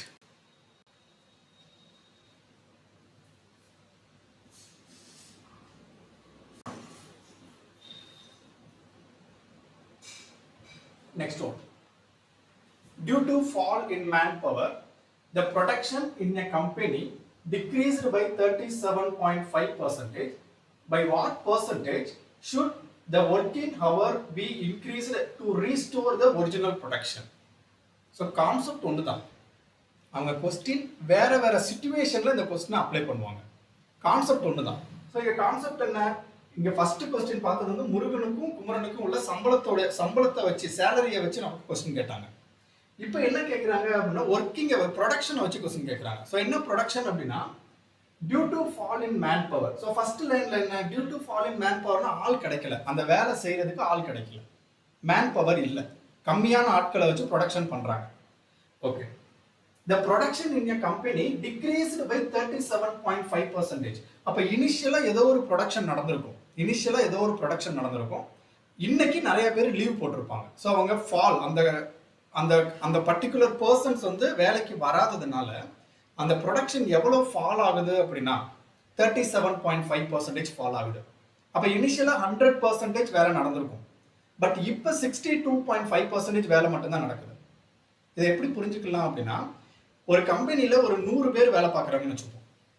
Okay, அது ஏதோ ஒரு பொம்மை செய்கிற கம்பெனின்னு வச்சுக்கலாம். ஸோ அப்போ 100 பேர் ஒரு நாளைக்கு ஒருத்தர் ஒரு பொம்மை செய்வார். ஒரு நாளைக்கு ஒருத்தர் ஒரு பொம்மை செய்வார். அப்போ 100 பேர் 100 பொம்மை செய்வாங்க. ரைட்டா? ஒரு நாளைக்கு ஒரு கம்பெனியில் 100 ஒர்க்கர்ஸ் இருக்காங்க. ஒரு கம்பெனியில் 100 ஒர்க்கர்ஸ் இருக்காங்க. Each worker make one toy a day. ஒரு ஒர்க்கர் ஒரு நாளைக்கு ஒரு பொம்மை செய்வார். அப்படின்னா 100 ஒர்க்கர் 100 பொம்மை செய்வாங்க. இதுல ஓகே, சோ இதுல அவங்க சோ இது வந்து நான் எக்ஸாம்பிளுக்கு சொல்றேன். ஃபார் எக்ஸாம்பிள் இந்த 100 ஒர்க்கர்ஸ்ல ஒரு 40 ஒர்க்கர்ஸ் வந்து லீவ் போட்டாங்க. சோ லீவ் போட்டா மிச்சம் எத்தனை ஒர்க்கர்ஸ் தான் வேலை பார்ப்பாங்க? 60 ஒர்க்கர்ஸ் மட்டும் தான் வேலை பார்ப்பாங்க. அப்ப இந்த 60 ஒர்க்கர்ஸை வச்சு அன்னைக்கு எத்தனை பொம்மை தான் என்னால தயாரிக்க முடியும்? 60 பொம்மை தான் தயாரிக்க முடியும். பட் நம்ம எத்தனை பொம்மை தயாரிக்கணும்? ஒரு நாளைக்கு 100 பொம்மை தயாரிக்கணும். அப்ப எவ்வளவு ஃபால் ஆகுது? 40% ஃபால் ஆகுது. ஓகே, சோ டெய்லி ப்ரொடக்ஷன்ல 40% ஃபால் ஆகுது. இப்ப क्वेश्चन என்ன கேக்குறாங்கன்னா, இந்த 60 ஒர்க்கரை எக்ஸ்ட்ரா டைம் வேலை பார்க்க சொல்லி அதே 100 டாய்ஸ் மேக் பண்ணணும்னா எவ்வளவு ஒர்க் எக்ஸ்ட்ரா டைம் அவங்க எவ்வளவு ஒர்க் பண்ணணும்னு கேக்குறாங்க. ஓகே, क्वेश्चन புரியுதா? So by what percentage should the working hour be increased to restore the original production? அப்ப இப்போ நம்ம கையில இருக்கிறது 60 ஒர்க்கர் தான். ஒரு நாளைக்கு 8 hours ஒர்க்னு வச்சுப்போம். 8 hourல அவங்க ஒரு நாளைக்கு ஒரு டாய் செய்வாங்க. அப்ப அந்த 60 பேரும் சேர்ந்து எக்ஸ்ட்ரா எவ்வளவு நேரம் வேலை பார்த்தா அதே 100 பொம்மையை தயாரிக்க முடியும்னு கேட்கறாங்க. 8 மணி நேரம் வேலை பார்க்குற இடத்துல 12 மணி நேரமோ 14 மணி நேரமோ வேலை பார்த்தா அது 100 டாய் கொண்டு வரலாம். அது என்னன்னு கொஸ்டின் கேட்கறாங்க. But question very very simple. கொஸ்டினை அண்டர்ஸ்டாண்ட் பண்ணிக்கோங்க. கொஸ்டின் என்ன அப்படின்றது அண்டர்ஸ்டாண்ட் ஆயிருச்சுன்னா ப்ராப்ளம் சால்வ் பண்றது ஈஸி. ரைட்? ஓகே, இப்போ இனிஷியலா ஏதோ ஒரு ப்ரொடக்ஷன் நடந்திருக்கும். இனிஷியலா ஏதோ ஒரு ஒர்க்கர்ஸ் இருந்திருப்பாங்க. ஸோ அப்போ இந்த கொஸ்டினை நம்ம எப்படி எடுத்துக்கணும் அப்படின்னா, initial workers to initial final workers அதை வச்சு நம்ம எடுக்கலாம். ஓகேவா? ஸோ அதை டைரக்டா நான் என்ன பண்றேன் அப்படின்னா ரேஷியோ மெத்தட்ல சால்வ் பண்ணலாம். பெர்சன்டேஜ் டு ஃபிராக்ஷன் சால்வ் பண்ணலாம். ஸோ அப்போ 37.5% இன் டர்ம்ஸ் ஆஃப் ஃபிராக்ஷன்ல எழுதணும்னா எப்படி எழுதலாம்? 37.5% அப்படின்றது இதை நம்ம ஸ்ப்ளிட் பண்ணிக்கலாம். ஓகே, டைரக்டா உங்களுக்கு வேல்யூ மறந்துருச்சு அப்படின்னா, ஸோ இதோட வேல்யூ வந்து நமக்கு என்ன வரும்? 3/8 வரும். Okay, 3/8 actually exact value is 3/8. இல்ல உங்களுக்கு எக்ஸாக்ட்டா 3/8 ஞாபகம் இல்லைன்னா ஒன்றும் பிரச்சனை இல்லை, அதை ஸ்ப்ளிட் பண்ணிக்கலாம். 37.5% 25% plus 12.5% ஸ்ப்ளிட் பண்ணலாம். ஸோ 25% அப்படின்னா இன் டர்ம்ஸ் ஆஃப் ஃபிராக்ஷன்ல 1/4ன்னு எழுதலாம். 12.5% இன் டர்ம்ஸ் ஆஃப் ஃபிராக்ஷன்ல எழுதுனா 1/8. ஸோ அதுக்கு எல்சிஎம் எடுத்தோம் அப்படின்னா டினாமினேட்டர்ல 8. ஸோ இதையும் 8 மாத்துறதுக்கு 2 ஆல மல்டிபிள் அண்ட் டிவைட் பண்ணுங்க. ஸோ அப்போ 1 × 2 2 plus 1/8. இங்கே 8 இங்கே 8, therefore 3/8. ஸோ அந்த 3/8 தான் இங்கே. 0.5% டிக்ரீஸ் ஆகுது, கம்மி ஆகுது, therefore மைனஸ். ஓகே, ஸோ அப்போ இனிஷியலா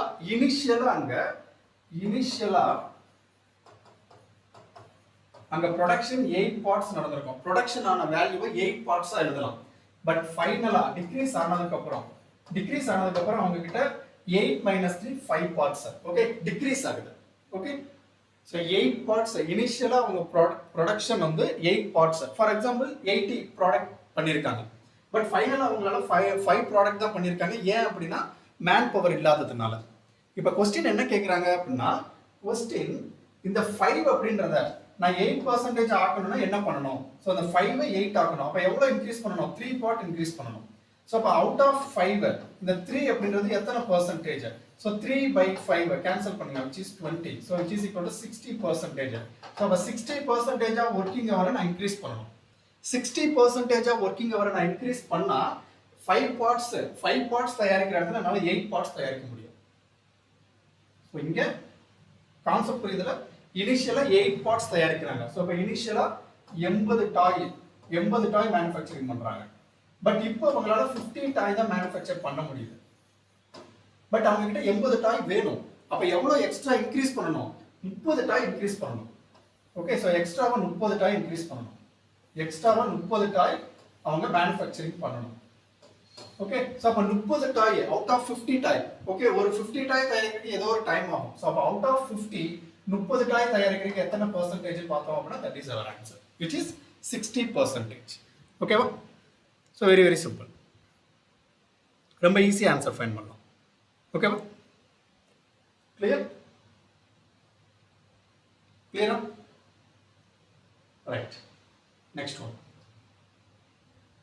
The price of sugar is increased by 25%. First line.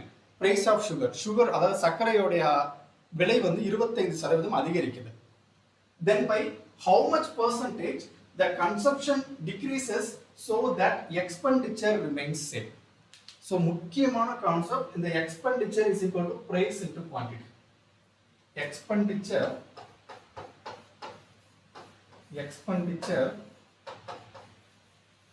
is equal to price into quantity. So இது ரொம்ப ஈஸி அண்ட் சிம்பிள் டாபிக் தான். ஃபார் எக்ஸாம்பிள் இப்போ உங்ககிட்ட 100 ரூபாய் இருக்கு.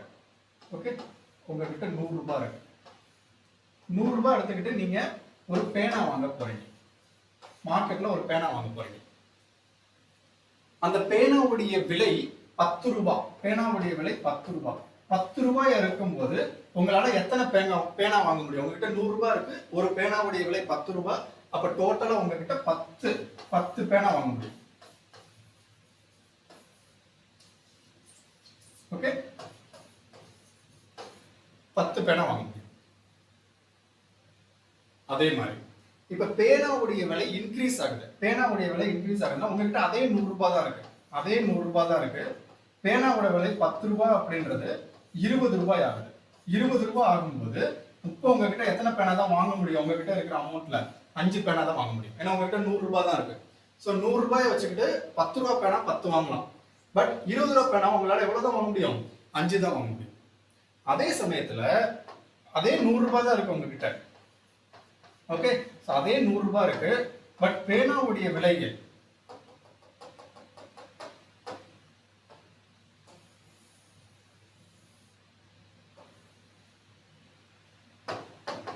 உங்ககிட்ட அதே 100 ரூபாய் இருக்கு. பட் பேனாவுடைய விலை 5 ரூபாய் அப்படின்னா உங்ககிட்ட எவ்வளவு இப்ப எவ்வளவு பேனா வாங்கலாம்? 20 பேனா வாங்கலாம். ஓகேவா? கான்செப்ட் புரியுதா? இது பேசிக்கா நம்ம ஒரு கடைக்கு போனா தெரிஞ்சிருக்க வேண்டிய விஷயம் தான். இப்படிதான் இருக்கும். இப்ப இதுல என்ன இருக்கு சார் அப்படின்னா, இப்ப இதுதான் இனிஷியலா நம்ம கொடுத்த வேல்யூ. இப்ப என்னுடைய பிரைஸ் இன்க்ரீஸ் ஆகும்போது என்னுடைய குவாண்டிட்டி டிக்ரீஸ் ஆகுது. கரெக்ட்? பாத்தீங்களா? என்னுடைய பிரைஸ் இன்க்ரீஸ் ஆகும்போது என்னுடைய குவாண்டிட்டி டிக்ரீஸ் ஆகுது. ஓகே, சோ பிரைஸ் இன்க்ரீஸ் ஆகும்போது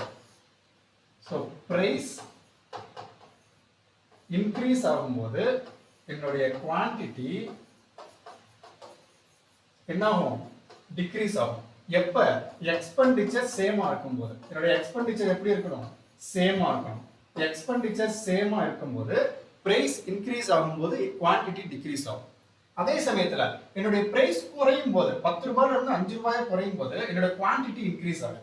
ரைட்? சோ பிரைஸ் டிக்ரீஸ் ஆகும்போது குவாண்டிட்டி இன்க்ரீஸ் ஆகும்.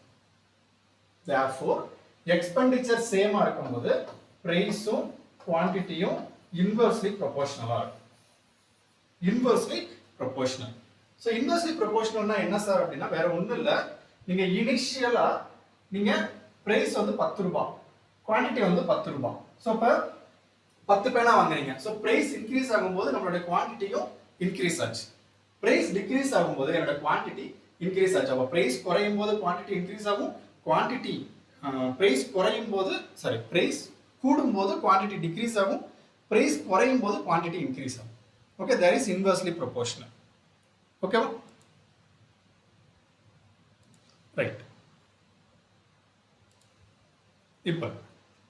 இப்ப இதை வச்சு தான் நம்ம ப்ராப்ளம் சால்வ் பண்ண போறோம். இதை வச்சு ப்ராப்ளம் எப்படி சால்வ் பண்றது அப்படின்னா,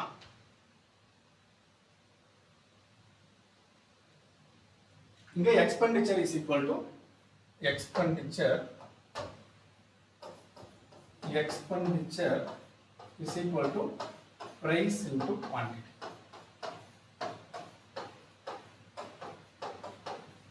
Right? Expenditure same, expenditure change ஆகல. Okay? Expenditure same. ஏன்னா அவங்க question அதான் கொடுத்திருக்காங்க, remain expenditure same. Okay? And the price of sugar is increased by 25%. Price வந்து என்ன ஆகுது அப்படின்னா increase ஆகுது. Price of sugar என்ன ஆகுது அப்படின்னா இனிஷியலா ஏதோ ஒரு பிரைஸ்ல இருந்திருக்கு, after increment or final value. Okay? எவ்வளவு இன்க்ரீஸ் ஆகுது? 25% இன்க்ரீஸ் ஆகுது. therefore 25% in terms of fractionல சொன்னோம்னா 1/4.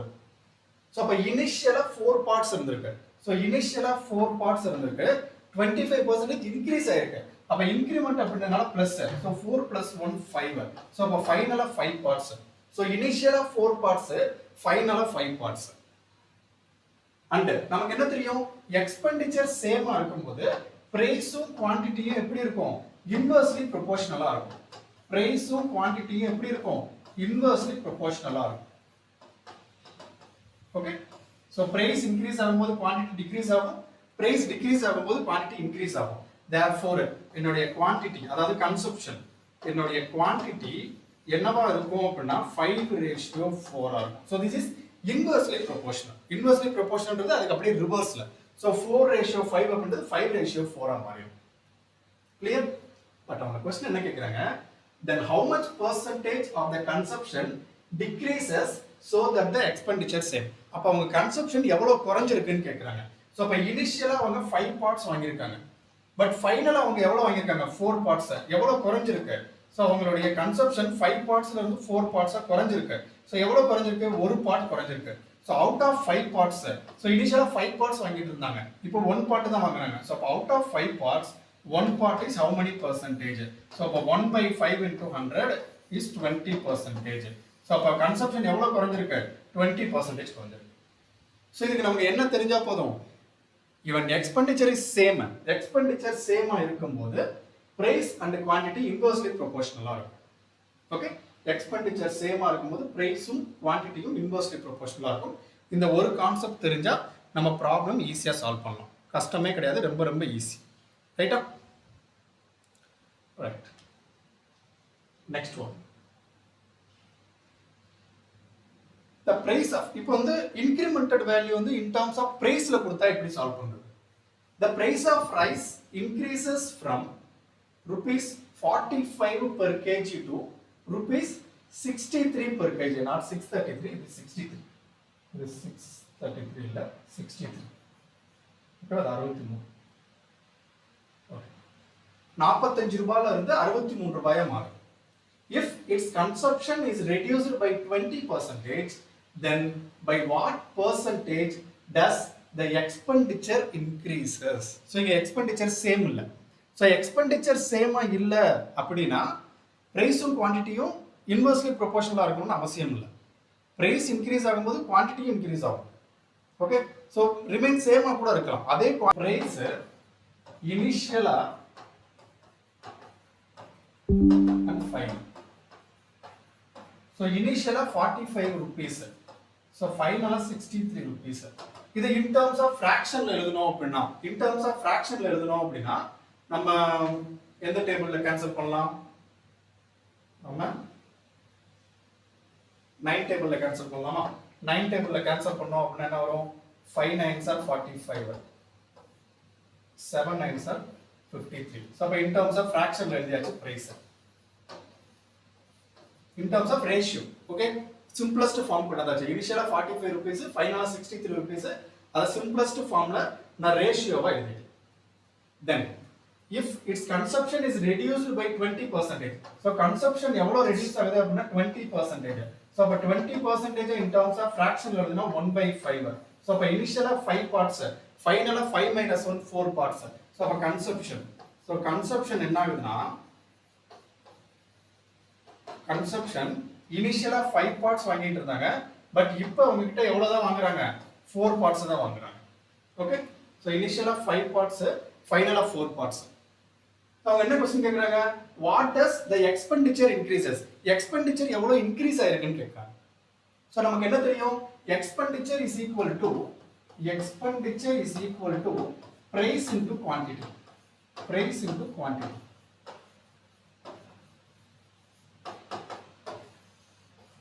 சோ இந்த பிரைஸ் இருக்கு குவாண்டிட்டி இருக்கு இத ரெண்டையும் மல்டிப்ளை பண்ணா எக்ஸ்பெண்டிச்சர் வந்துரும் கரெக்ட்டா என்கிட்ட பிரைஸ் இருக்கு இனிஷியல் பிரைஸ் இருக்கு ஃபைனல் பிரைஸ் இருக்கு இனிஷியல் கன்சப்ஷன் இருக்கு ஃபைனல் கன்சப்ஷன் இருக்கு சோ கன்சப்ஷன்னா குவாண்டிட்டி தான் வேற ஒண்ணும் இல்ல கன்சப்ஷன்னாலும் குவாண்டிட்டினாலும் ஒண்ணு தான் சோ அப்ப இது ரெண்டையும் ப்ராடக்ட் பண்ணா expenditure கிடைச்சிருமா therefore expenditure is equal to 5 5 are 25 7 4 are 28 so அப்ப இனிஷியலா எக்ஸ்பெண்டிச்சர் 25 பார்ட்ஸ் ஃபைனலா எக்ஸ்பெண்டிச்சர் 28 பார்ட்ஸ் சோ அப்ப எவ்வளவு பார்ட்ஸ் இன்கிரீஸ் ஆயிருக்கு இன்கிரிமெண்டட் இஸ் 3 பார்ட்ஸ் இன்கிரீஸ் ஆயிருக்கு சோ அப்ப out of 25 parts 3 parts is how many percentage so 1 into 25 25 4 into 25 100 3 4s are 12 therefore expenditure is 12% increase ஆயிருக்கு expenditure எவ்வளவு increase ஆயிருக்கு 12% increase ஆயிருக்கு ரைட்டா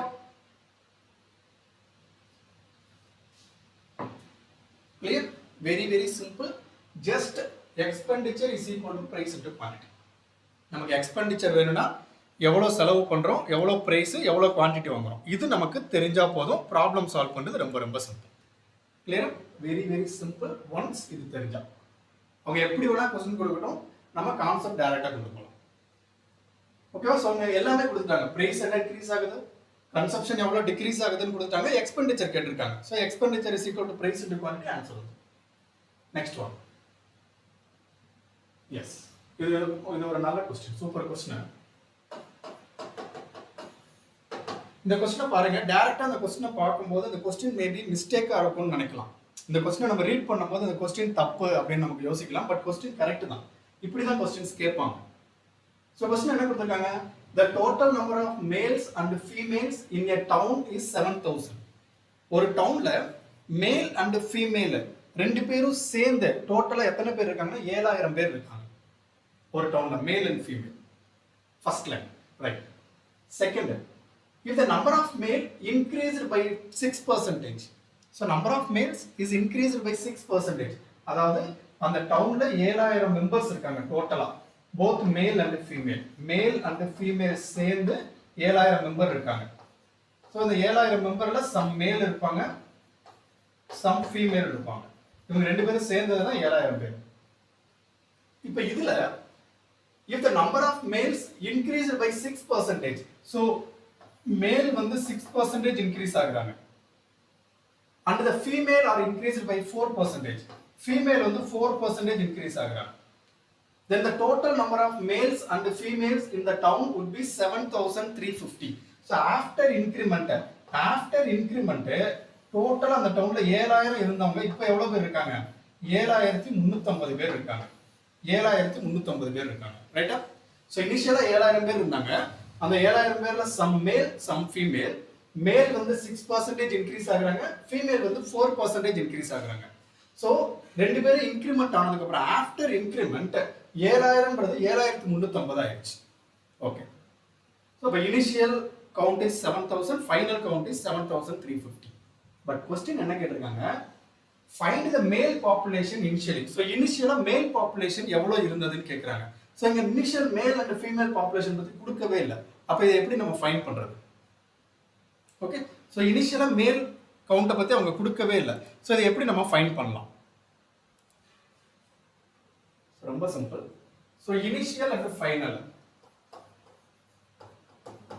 சோ இனிஷியலா அந்த டவுன்ல பாப்புலேஷன் வந்து 7000 ஃபைனலா அந்த டவுன்ல வந்து 7350 பாப்புலேஷன் எவ்வளவு இன்கிரிமென்ட் ஆயிருக்கு 350 இன்கிரிமென்ட் ஆயிருக்கு ஓகே therefore இந்த 350 அப்படின்றது அவுட் ஆஃப் 7000ல எத்தனை percentage ன்னு ஃபைண்ட் பண்ணுங்க சோ 350 அப்படின்றது அவுட் ஆஃப் 7000ல எத்தனை percentage ன்னு ஃபைண்ட் பண்ணுங்க okay so 350 into 1 2 so 20 so 1 into 20 25 so which is 5% so total எவ்வளவு percentage increment ஆயிருக்கு so incremented is 5% இனிஷியல்ல இருந்து ஃபைனலா இன்கிரிமென்ட் ஆயிருக்கு கரெக்ட்டா சோ இனிஷியலா என்ன இருந்துச்சோ அதுல இருந்து ஃபைனலா 5% இன்க்ரிமெண்ட் ஆயிருக்கு.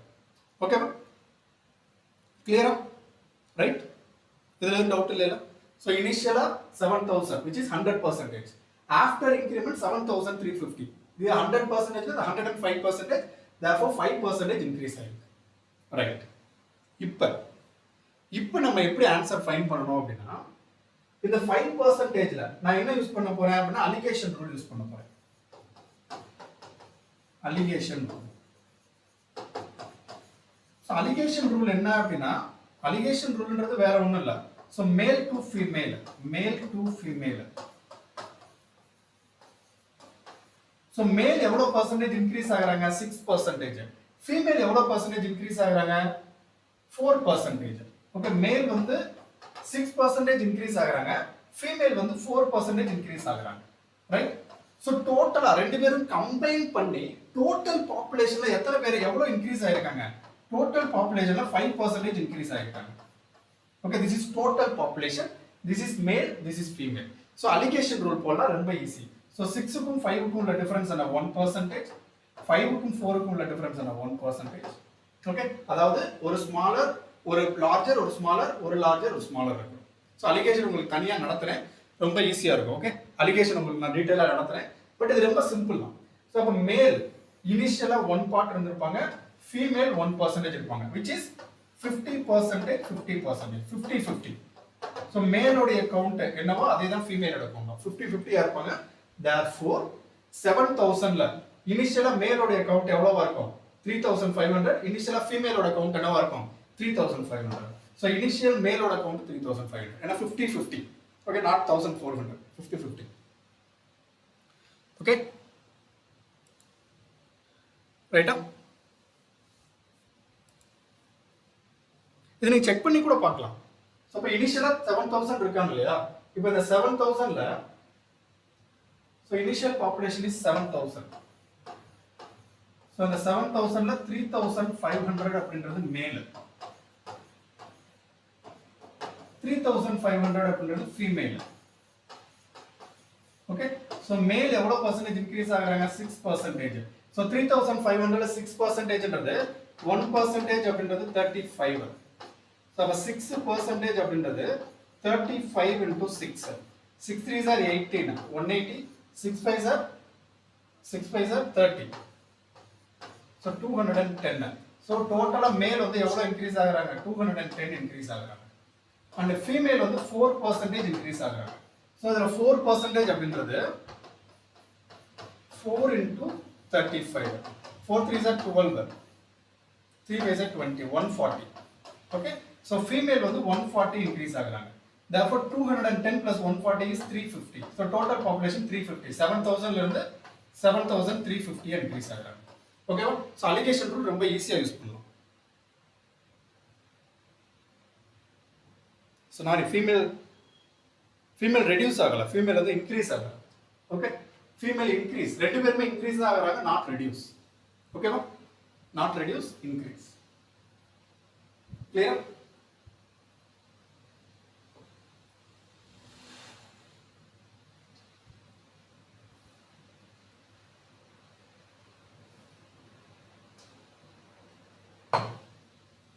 Okay, next one.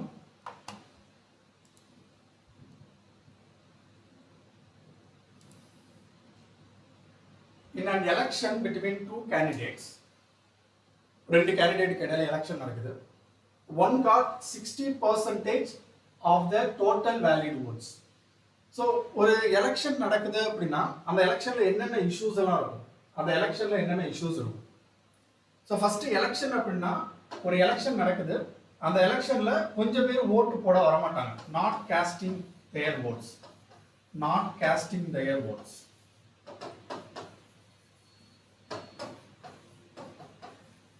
ஸோ அவங்க ஓட்டு போட வராமல் இருக்கலாம், வெளியூர்ல இருக்கலாம், ஸோ உடல்நிலை சரியில்லாமல் இருக்கலாம், ஏதோ ஒரு இன்சிடென்ட், ஸோ ஓட்டு போட வராமல் இருக்கலாம்.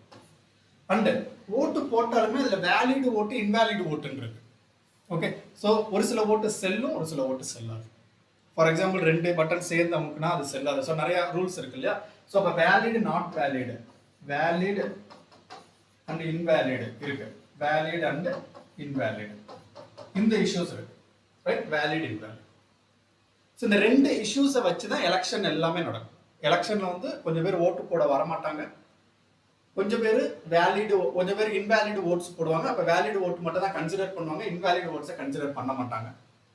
ஸோ அப்போ இந்த ரெண்டு இஷ்யூஸை வச்சு நம்ம ப்ராப்ளம் எப்படி சால்வ் பண்ணுறது.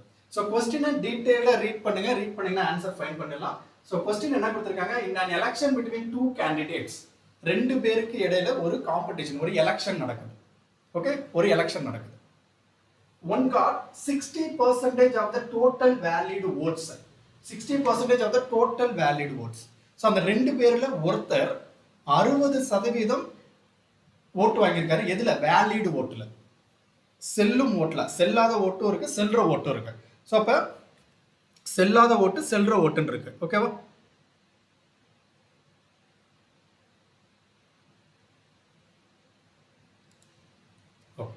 ஸோ அப்போ செல்ற ஓட்டு செல்லாத ஓட்டு, வேலிட் இன்வேலிட். ஸோ அப்போ இனிஷியலாக 100% ஓட்டர்ஸ் இருப்பாங்க. டோட்டலாக ஒரு கவுண்ட்ல வந்து 100% இருப்பாங்க. இந்த 100%ல அவங்க கொஸ்டின் என்ன கொடுத்துருக்காங்க அப்படின்னா 60% ஆஃப் டோட்டல் வேலிட் ஓட்ஸ். ஒருத்தர் வந்து 60% ஓட்டு வாங்கியிருக்காரு, right. And second line 90% of the votes were valid. 90% மட்டும்தான் வேலிட். அப்போ 10% ஓட்டு வந்து இன்வேலிட். ஸோ அப்போ out of 100% 10% are invalid. 10% votes are invalid. So invalid அப்படின்னா மிச்சம் எவ்வளோ வேலிட்? 90%. ஸோ அப்போ 90% மட்டும் தான் வேலிட். ஸோ நான் இன் டர்ம்ஸ் ஆஃப் பர்சன்டேஜ்ல சால்வ் பண்ணாம இன் டர்ம்ஸ் ஆஃப் பார்ட்ஸ்ல சால்வ் பண்ண போறேன். ஸோ அப்போ 100% நான் 100 எடுத்துக்கிறேன். அந்த 100ல 10% which is invalid. ஸோ 100ல 10%ன்றது 10. அப்போ மிச்சம் 90 மட்டும் தான், 90 பார்ட்ஸ் மட்டும் தான் வேலிட் votes. 90 பார்ட்ஸ் தான் valid votes, right? Then if the total number of votes was 12,000, total number of votes வந்து 12,000. okay, total number of votes 100 parts அப்படின்றது 12,000. 100 parts is 12,000. therefore so valid voteல ஒரு 60% vote வாங்கியிருக்காரு யாரோ ஒருத்தர். therefore இந்த 90 partsல 60% அப்படின்றது என்னது? 90 partsல 50% அப்படின்றது, okay, 90ல 100% is 90. therefore 50% is 45 and 10% is 9. so ரெண்டையும் ஆட் பண்ணோம் அப்படின்னா 54. so அப்ப 54 parts vote அவர் வாங்கியிருக்காரு. அப்ப 90ல 54 போச்சு அப்படின்னா மிச்சம் 36 parts வந்து ரிமைனிங் இருக்கிறவர் வாங்கியிருப்பாரு. ஐ மீன் தோத்தவர். ஓகேவா? கிளியரா? அப்ப total votes 100 parts is 12,000. அதுல 10% இன்வாலிட். அப்ப மிச்சம் 90 பார்ட்ஸ் இருக்கும். இந்த 90 பார்ட்ஸ்ல 60% ஒருத்தர் ஓட்டு வாங்கியிருக்காரு. Okay, one got 60% vote which is 54 parts. இன்னொருத்தர் வந்து 36 பார்ட்ஸ் வாங்கியிருக்காரு. இது ரெண்டையும் ஆட் பண்ணா 90 பார்ட்ஸ். சோ உங்க क्वेश्चन என்ன கேக்குறாங்கன்னா what was the number of valid votes that the other candidate got? other candidate எத்தனை ஓட்டு வாங்கியிருக்காருன்னு கேக்குறாங்க. therefore 36 பார்ட்ஸ் என்னன்னு ஃபைண்ட் பண்ணனும். 36 parts என்னன்னு ஃபைண்ட் பண்ணனும். so 100 parts is 12,000. therefore 100 parts is 12,000. therefore one part is 120. therefore 36 parts அப்படினா 36 into 120. 36 into 120. so 36 into 12 multiply பண்ணுங்க. 36 into 12. so 12 நம்ம எப்படி ஸ்ப்ளிட் பண்ணலாம்? 10 plus 2 ஸ்ப்ளிட் பண்ணலாம். 36 into 10 3600. 36 into 2 72. okay, 36 into 2 72. therefore 3672. correct?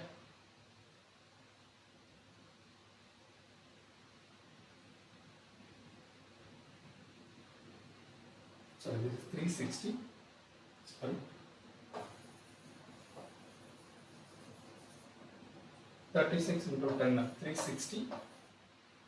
36 into 2 72. so add பண்ணோம் அப்படினா 432. இங்க ஒரு 0 இருக்கு. so 4320. so 4320. okay, very simple. ரொம்ப ஈஸி தான், ரொம்ப கஷ்டம் கிடையாது. ரொம்ப ஈஸி தான். But exam point of view இது எல்லாமே நீங்க கன்சிடர் பண்ணனும் அவசியம் இல்ல. ஒன்ஸ் நீங்க கான்செப்ட் புரிஞ்சிட்டீங்கன்னா ப்ராப்ளம் ஈஸி. ஒன்ஸ் ஒரு கான்செப்ட் மட்டும் புரிஞ்சுக்கோங்க, ப்ராப்ளம் ரொம்ப ஈஸி. ஓகேவா? ரைட். ஓகே, ஸோ வேலிட் ஓட்டு இன்வேலிட் ஓட்டில் கேர்ஃபுல்லாக இருங்க, ப்ராப்ளம் சால்வ் பண்ணுறது easy. Next one. In an election, two candidates. In an election between two candidates. அதே ரெண்டு பேருக்கு இடையில election நடக்குது. Okay. And one got 60% of the valid votes, total valid votes. 90% of votes were valid. If the total number of votes is 12,000, then we already solve பண்ணிட்டோம். In an election between two candidates, one got 60%. Solve பண்ணிட்டோம். Next one. Okay.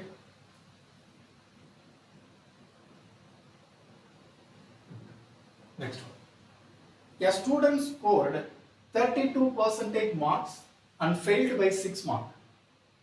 So, இது வந்து percentage, pass percentage, fail percentage இதை வச்சு question கேட்பாங்க. A student scored 32% mark and failed by 6 marks. So, ஒரு student வந்து 32% mark எடுத்திருக்காரு. 32% மார்க் எடுத்து 6 மார்க்ல அவர் ஃபெயில் ஆயிட்டார். 6 மார்க்ல ஃபெயில் ஆயிட்டார். If he had scored 36%, then he would have passed by 2 marks. Suppose அவர் 36% மார்க் எடுத்திருந்தா அவர் 2 மார்க் அதிகமா வாங்கியிருப்பார். எவ்வளவு? பாஸ் மார்க்கோட 2 மார்க் அதிகமா வாங்கியிருப்பார். ஸோ இப்போ இதுல இந்த கொஸ்டின்ல என்னெல்லாம் கொஸ்டின் கேட்கலாம்னா, what is the passing mark, அவங்க பாஸ் பண்றதுக்கு மார்க் என்ன அப்படின்னு கேட்கலாம்.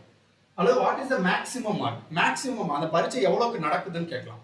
ஏன்னா இப்போ ஃபார் எக்ஸாம்பிள் நீங்க 10th 12th எக்ஸாம் எழுதுனீங்க அப்படின்னா 10th வந்து 100 மார்க்ஸ், 12th 100 மார்க்ஸ். இதே இது நீங்க நீட் போனீங்க அப்படின்னா 720 மார்க்ஸ். ஸோ அந்த மாதிரி மார்க் டிஃபர் ஆகுது இல்லையா? ஸோ அந்த மேக்ஸிமம் மார்க் டிஃபர் ஆகும், டிபெண்ட்ஸ் அப்பான் எக்ஸாம். ஸோ அந்த மேக்ஸிமம் மார்க் கேட்கலாம். Okay,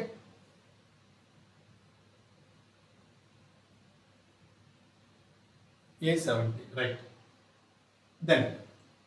Then what is the passing percentage? Passing percentage என்னன்னு கேட்கலாம். Okay. What is the student mark? Student mark என்னன்னு கேட்கலாம். ஸோ இந்த கொஸ்டினை எப்படி சிம்பிளிஃபை பண்றது ரொம்ப ஈஸி. ஸோ இந்த கொஸ்டினை எப்படி நீங்க அண்டர்ஸ்டாண்ட் பண்ணிக்கோங்க அப்படின்னா, ஏதோ ஒரு passing mark or passing percentage இருக்கும் இல்லையா? ஸோ பாஸ்ன்னு வச்சுக்கோங்க. ஸோ இந்த pass percentage or pass mark. Okay, pass mark எப்படின்னா வச்சுக்கோங்க. ஸோ அந்த ஸ்டூடெண்ட் என்ன பண்றாரு அப்படின்னா 32% மார்க் எடுத்ததுனால ஃபெயில் ஆயிட்டாரு. ஓகே, 32% மார்க் எடுத்ததுனால ஃபெயில் ஆயிட்டாரு. ஸோ 32% அவர் எடுத்து அவர் என்ன ஆயிட்டாரு? 6 மார்க்ல ஃபெயில் ஆயிட்டாரு. எக்ஸ்ட்ரா 6 மார்க் எடுத்திருந்தா அவர் பாஸ். 6 மார்க் எடுத்திருந்தா அவர் பாஸ், பட் அவர் ஃபெயில். அதே சமயத்துல 36% மார்க் எடுத்திருந்தாருன்னா அவர் பாஸை விட 2 மார்க் அதிகமா வாங்கியிருப்பார். ஓகே, அப்ப என்னுடைய பாஸ் பெர்சன்டேஜ் பாஸ் மார்க் அப்படின்றது இது ரெண்டுக்கும் இன்பிட்வீன்ல தான் இருக்கும். அப்ப என்னுடைய பாஸ் பெர்சன்டேஜ்ன்றது 36%க்கும் 32%க்கும் இடையில தான் இருக்கும். இன் கேஸ் क्वेश्चन வந்து பாஸ் பெர்சன்டேஜ் மட்டும் கேட்டாங்கன்னா 32க்கும் 36க்கும் இடையில எந்த ஆப்ஷன் இருக்கோ அதுதான் என்னுடைய ஆன்சர் டிக் பண்ணிடலாம். இது ஷார்ட்கட். பட் நமக்கு எக்ஸாக்ட்டா வேல்யூ கண்டுபிடிக்கிறதுக்கு என்ன பண்ணணும்? ஸோ பாஸ் மார்க்ல இருந்து இது பாஸ் மார்க் தான், இது மார்க்னு வச்சுப்போம். ஸோ பாஸ் மார்க்ல இருந்து அவர் பாஸ் பெர்சன்டேஜ்ல இருந்து 36% எடுத்திருந்தா 2 மார்க் அதிகமா வாங்கியிருப்பாரு. அதே இது 32% எடுத்து எக்ஸ்ட்ரா எடுத்திருக்காரு பாஸ் மார்க்கை விட. therefore +2, இங்க மைனஸ் இருக்கிறதுனால மைனஸ். 32% எடுத்ததுனால ஒரு 6 மார்க் கம்மியா எடுத்திருக்காரு. therefore -6. ஸோ இது ரெண்டையும் சிம்பிளிஃபை பண்ணா +2 minus into minus plus 6, which is equal to +8. So, 36 minus 32, 4%. So, 4% is 8. Therefore, 1% is 4. 4% is 8, 1% is 4. Therefore, clear? 4% is 8, therefore 1% is 4. அவங்க பாஸ் பெர்சன்டேஜ் கேட்குறாங்க. அப்போ 36% என்ன மார்க்னு கண்டுபிடிங்க.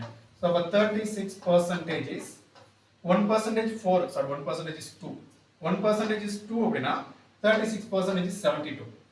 32 அப்படின்றது 64. Okay? And அவர் 36% 72, பட் 36% எடுத்து 2 மார்க் அதிகமா வாங்கியிருக்காரு. அப்ப 2 மார்க் கம்மியா வாங்கினாருன்னா 70 மார்க் வாங்கியிருப்பாரு. சோ அப்ப 70 மார்க் அப்படின்றது எத்தனை பர்சன்டேஜ்? 35%. Therefore என்னென்ன ஃபைண்ட் பண்ணலாம்? Pass percentage is 35%. Pass mark is 70 marks. So pass mark is 70 marks. Pass percentage is 35 percentage. So maximum mark வேணும். So 35 percentage is 70 அப்படினா 100 percentage என்னன்னு ஃபைண்ட் பண்ணுங்க. So 100 percentage. So 100 percentage நம்ம find பண்ணணும். 35 percentage வந்து 70. Therefore 1 into 35 35, 2 into 35 70. Percentage get cancel. 2 into 100 200. Therefore maximum mark is 200. Okay. Therefore maximum mark is 200. And what is the student mark? So student mark அப்படின்றது இப்ப at presentல அந்த ஸ்டூடண்டோட mark இப்ப எவ்வளவு 32% fail mark கேட்கலாம் pass mark கேட்கலாம் 32% அப்படினா 64 36% கேட்டாங்கன்னா 70. Okay so எப்படி வேணா क्वेश्चन கேட்கலாம் எப்படி क्वेश्चन கேட்டா நம்ம ஆன்சர் ஃபைண்ட் பண்ணணும். சோ क्वेश्चन ரொம்ப சிம்பிள். அவர் 32% எடுத்ததனால 6 மார்க்ல ஃபெயில் ஆயிட்டாரு. 36% எடுத்ததனால 2 மார்க்ல ஃபெயில் ஆயிட்டாரு. அப்ப 36க்கும் 32க்கும் டிஃபரன்ஸ் பாருங்க which is 4%. சோ அந்த 4%ன்றது என்னது? பாஸ் மார்க்கோட இந்த பக்கம் 2 மார்க் அதிகமா எடுத்திருக்காரு. பாஸ் மார்க்கோட இந்த பக்கம் 6 மார்க் கம்மியா எடுத்திருக்காரு. சோ இதுக்கு டிஃபரன்ஸ் பாக்கும்போது +2 -6 8 வரும். Therefore 8 marks. So then problem is clear? Right. Next one. So இது ரொம்ப சிம்பிளான டாபிக் தான், ரொம்ப கஷ்டம் கிடையாது, ரொம்ப ஈஸியஸ்ட் டாபிக். ஓகேவா? ரொம்ப ஈஸியான topic.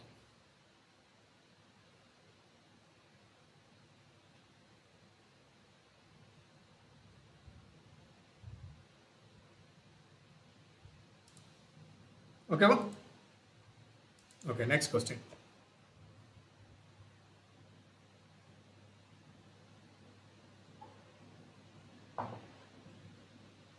A company gives 12% commission to his salesman on total sale. So ஒரு கம்பெனி வந்து ஒரு சேல்ஸ்மேனுக்கு ஒரு டாஸ்க் கொடுக்குது. நீ அந்த சேல்ஸை பண்ணிட்ட அப்படின்னா உனக்கு வந்து 12% கமிஷன். ஃபிக்ஸட் சேலரி கிடையாது. நீ எவ்வளோ சேல்ஸ் பண்ணுறியோ அதில் 12% கமிஷன். எக்ஸ்ட்ராவா ஒரு ஆஃபர் கொடுக்குறாங்க. என்ன ஆஃபர் அப்படின்னா நீ 15,000க்கு மேலே okay and 1% bonus on the sales over 15,000. 15,000க்கு மேலே நீ சேல்ஸ் பண்ணா உனக்கு எக்ஸ்ட்ரா 1% போனஸ் தரேன் அப்படின்றாங்க. ஓகே ஸோ இப்போ ஃபர்ஸ்ட் இதை அண்டர்ஸ்டாண்ட் பண்ணிக்கோங்க. தென் ப்ராப்ளம் சால்வ் பண்ணுறது ஈஸி. கொஸ்டின் என்ன கொடுக்குறாங்க அப்படின்னா till 15,000 till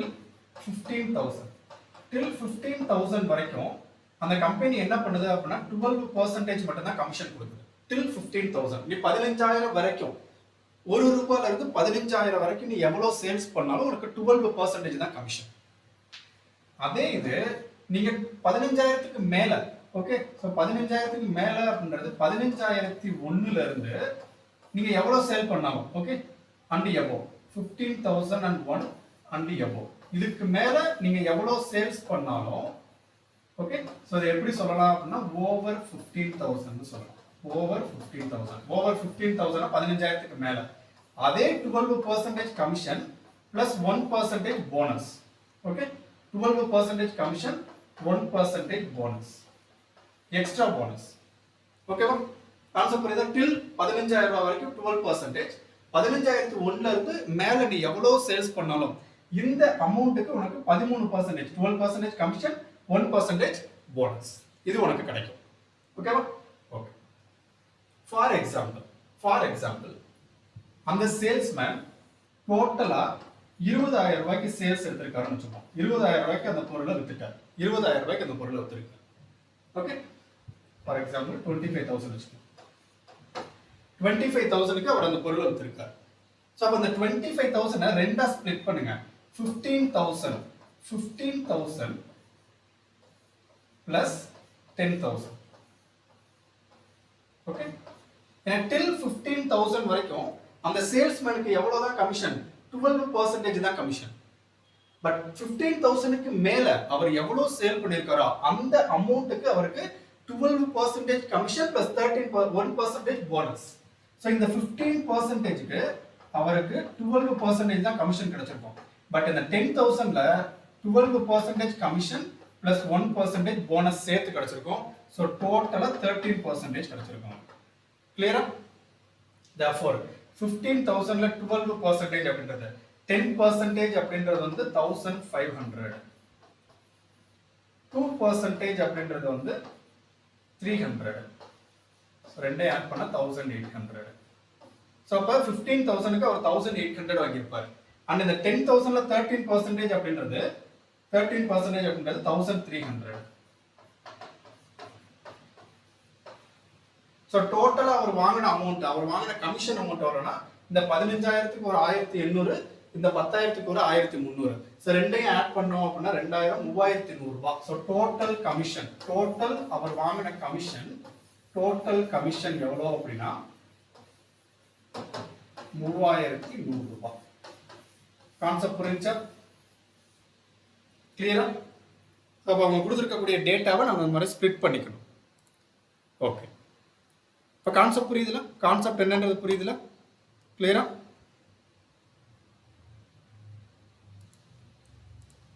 ஓகே, இப்போ இங்க क्वेश्चन என்ன கேட்டிருக்காங்க அப்படின்னா, இங்க நமக்கு கொடுத்திருக்கக்கூடிய क्वेश्चनல a company give 12% commission to his salesman on total sales.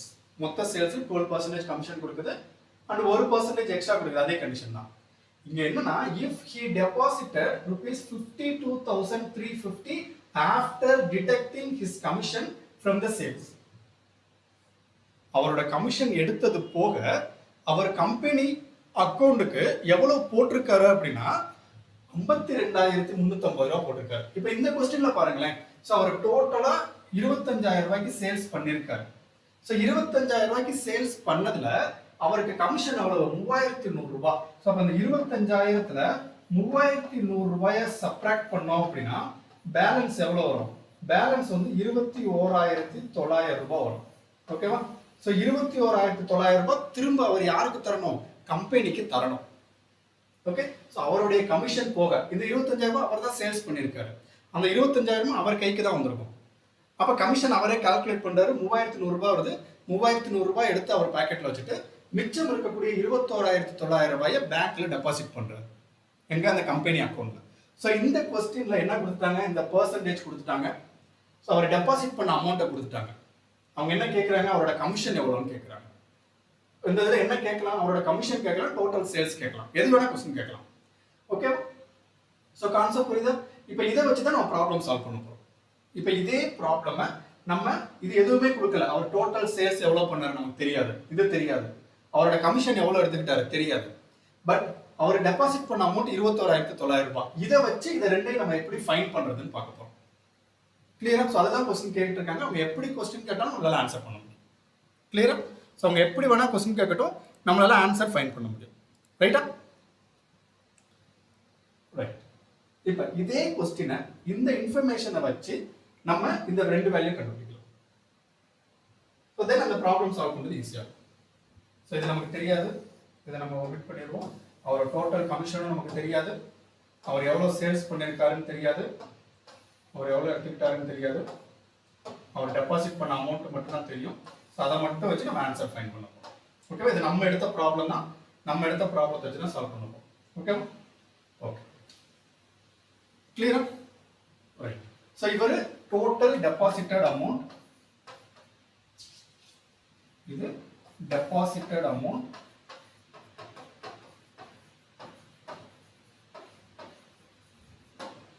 After taking his commission.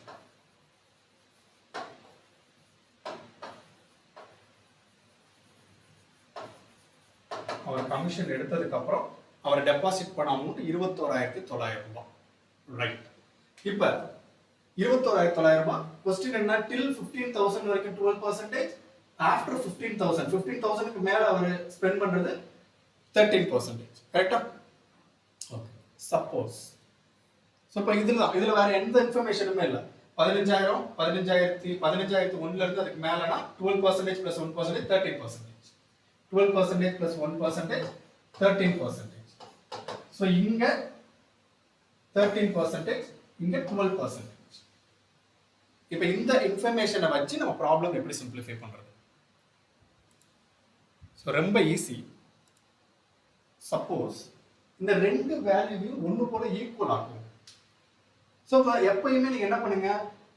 Over 15,000 இருக்கு இல்லையா, இங்க என்ன பெர்சன்டேஜ் இருக்கோ இதே பெர்சன்டேஜை இதை மாத்துங்க. சப்போஸ் அவர் ஓவரால் சேல்ஸ்ல அவர் போனஸ் கொடுக்கல, எதுவுமே கொடுக்கல, அவர் போனஸ் எதுவுமே கொடுக்கல. ஓவராலா அவர் 13% வாங்குறாரு. இது ரெண்டுல எது மேக்ஸிமம்? இதுதான் மேக்ஸிமம். ஸோ அப்போ ஒரு டோட்டலா 13% கமிஷன் வாங்குறாருன்னே வச்சுப்போம். ஸோ கொஸ்டின் நம்ம ரீரைட் பண்ணுவோம். கொஸ்டின் எப்படி ரீரைட் பண்ணலாம்? சப்போஸ் இந்த ரெண்டுல எது மேக்ஸிமம்? Maximum of 12%, 13%. மேக்ஸிமம் என்னது? 13%. Okay, therefore their commission is 13%. Okay ba? So our commission 13% னு வச்சுக்கலாம் for total sales.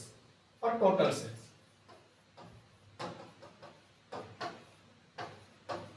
So total salesல அவருக்கு 13% கமிஷன் அப்படின்னா அவர் திரும்ப டெபாசிட் பண்ண வேண்டிய அமௌண்ட் எத்தனை பர்சன்டேஜ்?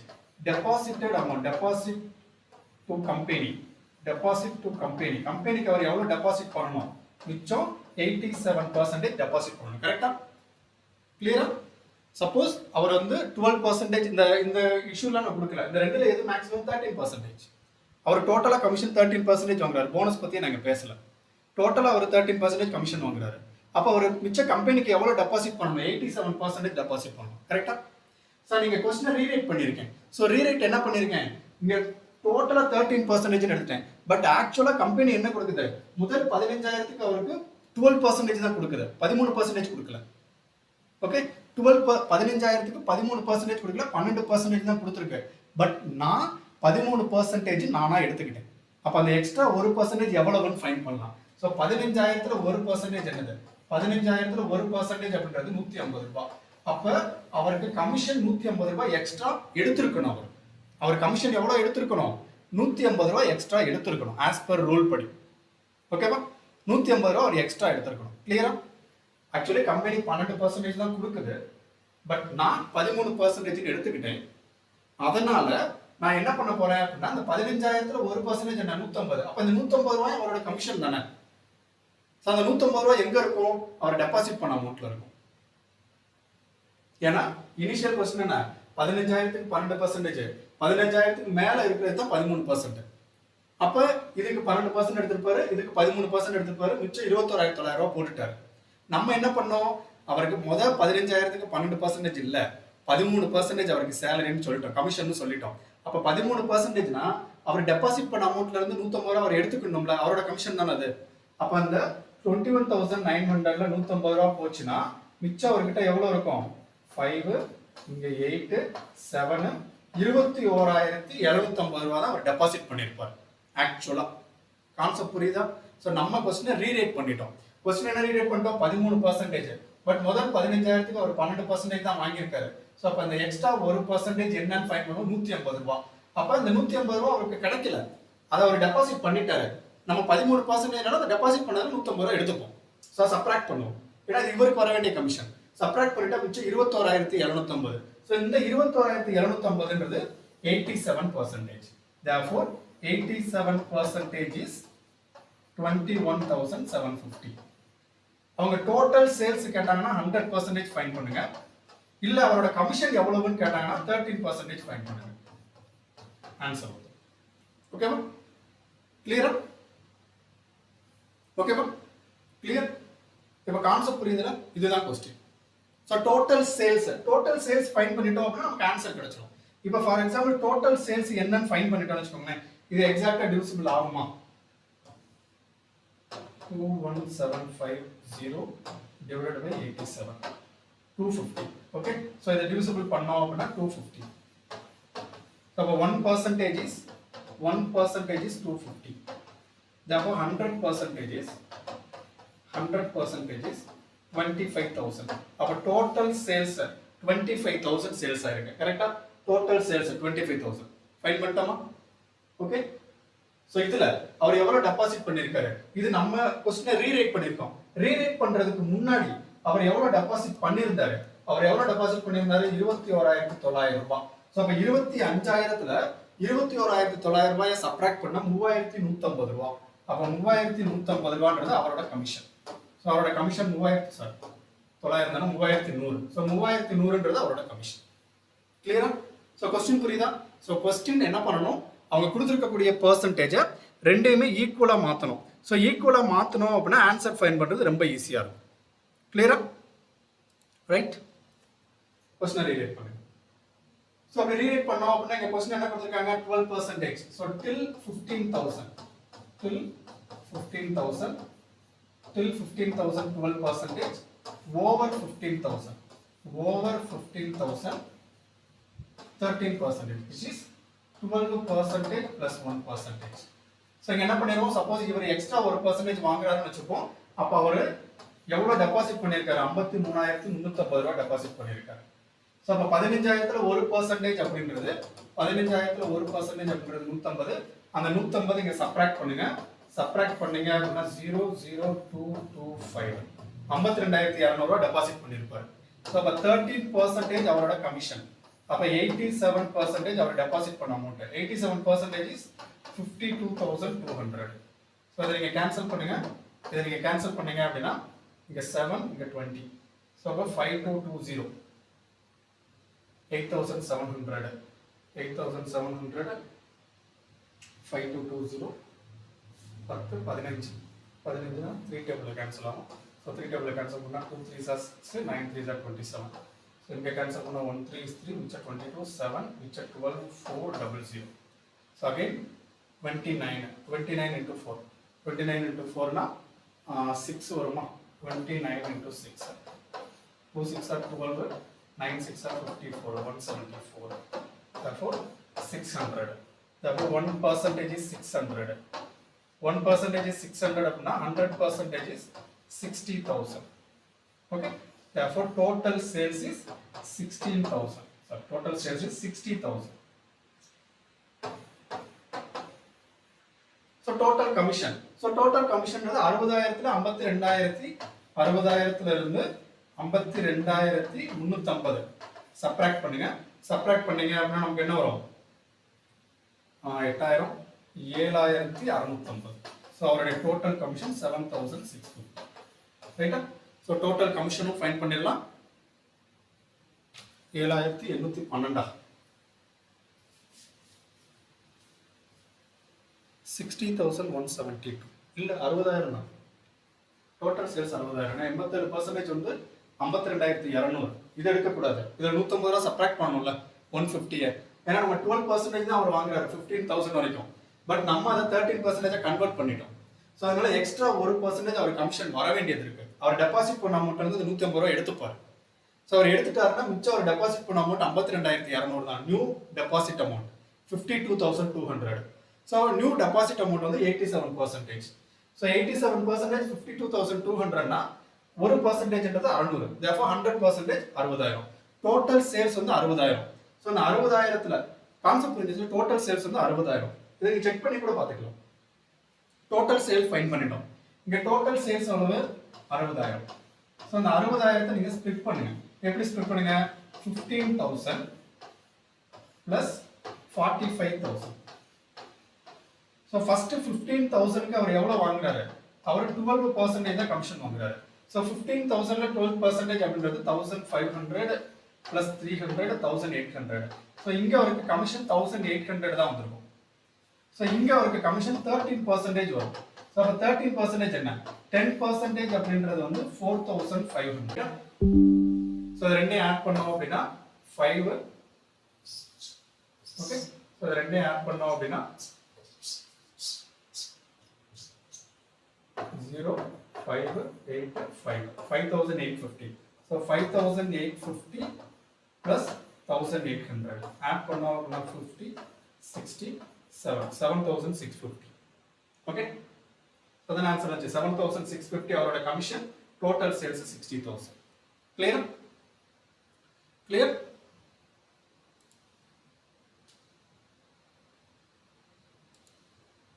Okay, right. So இதுதான் மேக்ஸிமமா பெர்சன்டேஜ்ல கேட்கக்கூடிய क्वेश्चन. So பெர்சன்டேஜ்ல மேக்ஸிமம் எப்படிலாம் क्वेश्चंस கேட்பாங்களோ அது எல்லாமே நம்ம சிம்பிளிஃபை பண்ணிட்டோம். மேக்ஸிமம் क्वेश्चन நம்ம சிம்பிளிஃபை பண்ணிட்டோம். ஓகேவா? Okay, thank you. So நாளைக்கு மேபி கிளாஸ் இருக்கலாம்.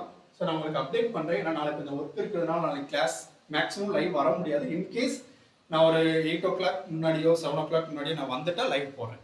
ஓகேவா? ஸோ அப்படி நாளைக்கு லைவ் இருந்துச்சு அப்படின்னா நாளைக்கு வந்து அட்வான்ஸ் மேக்ஸ் டாபிக் இருக்கும். ஓகே, அட்வான்ஸ் மேக்ஸில் டாபிக் இருக்கும்.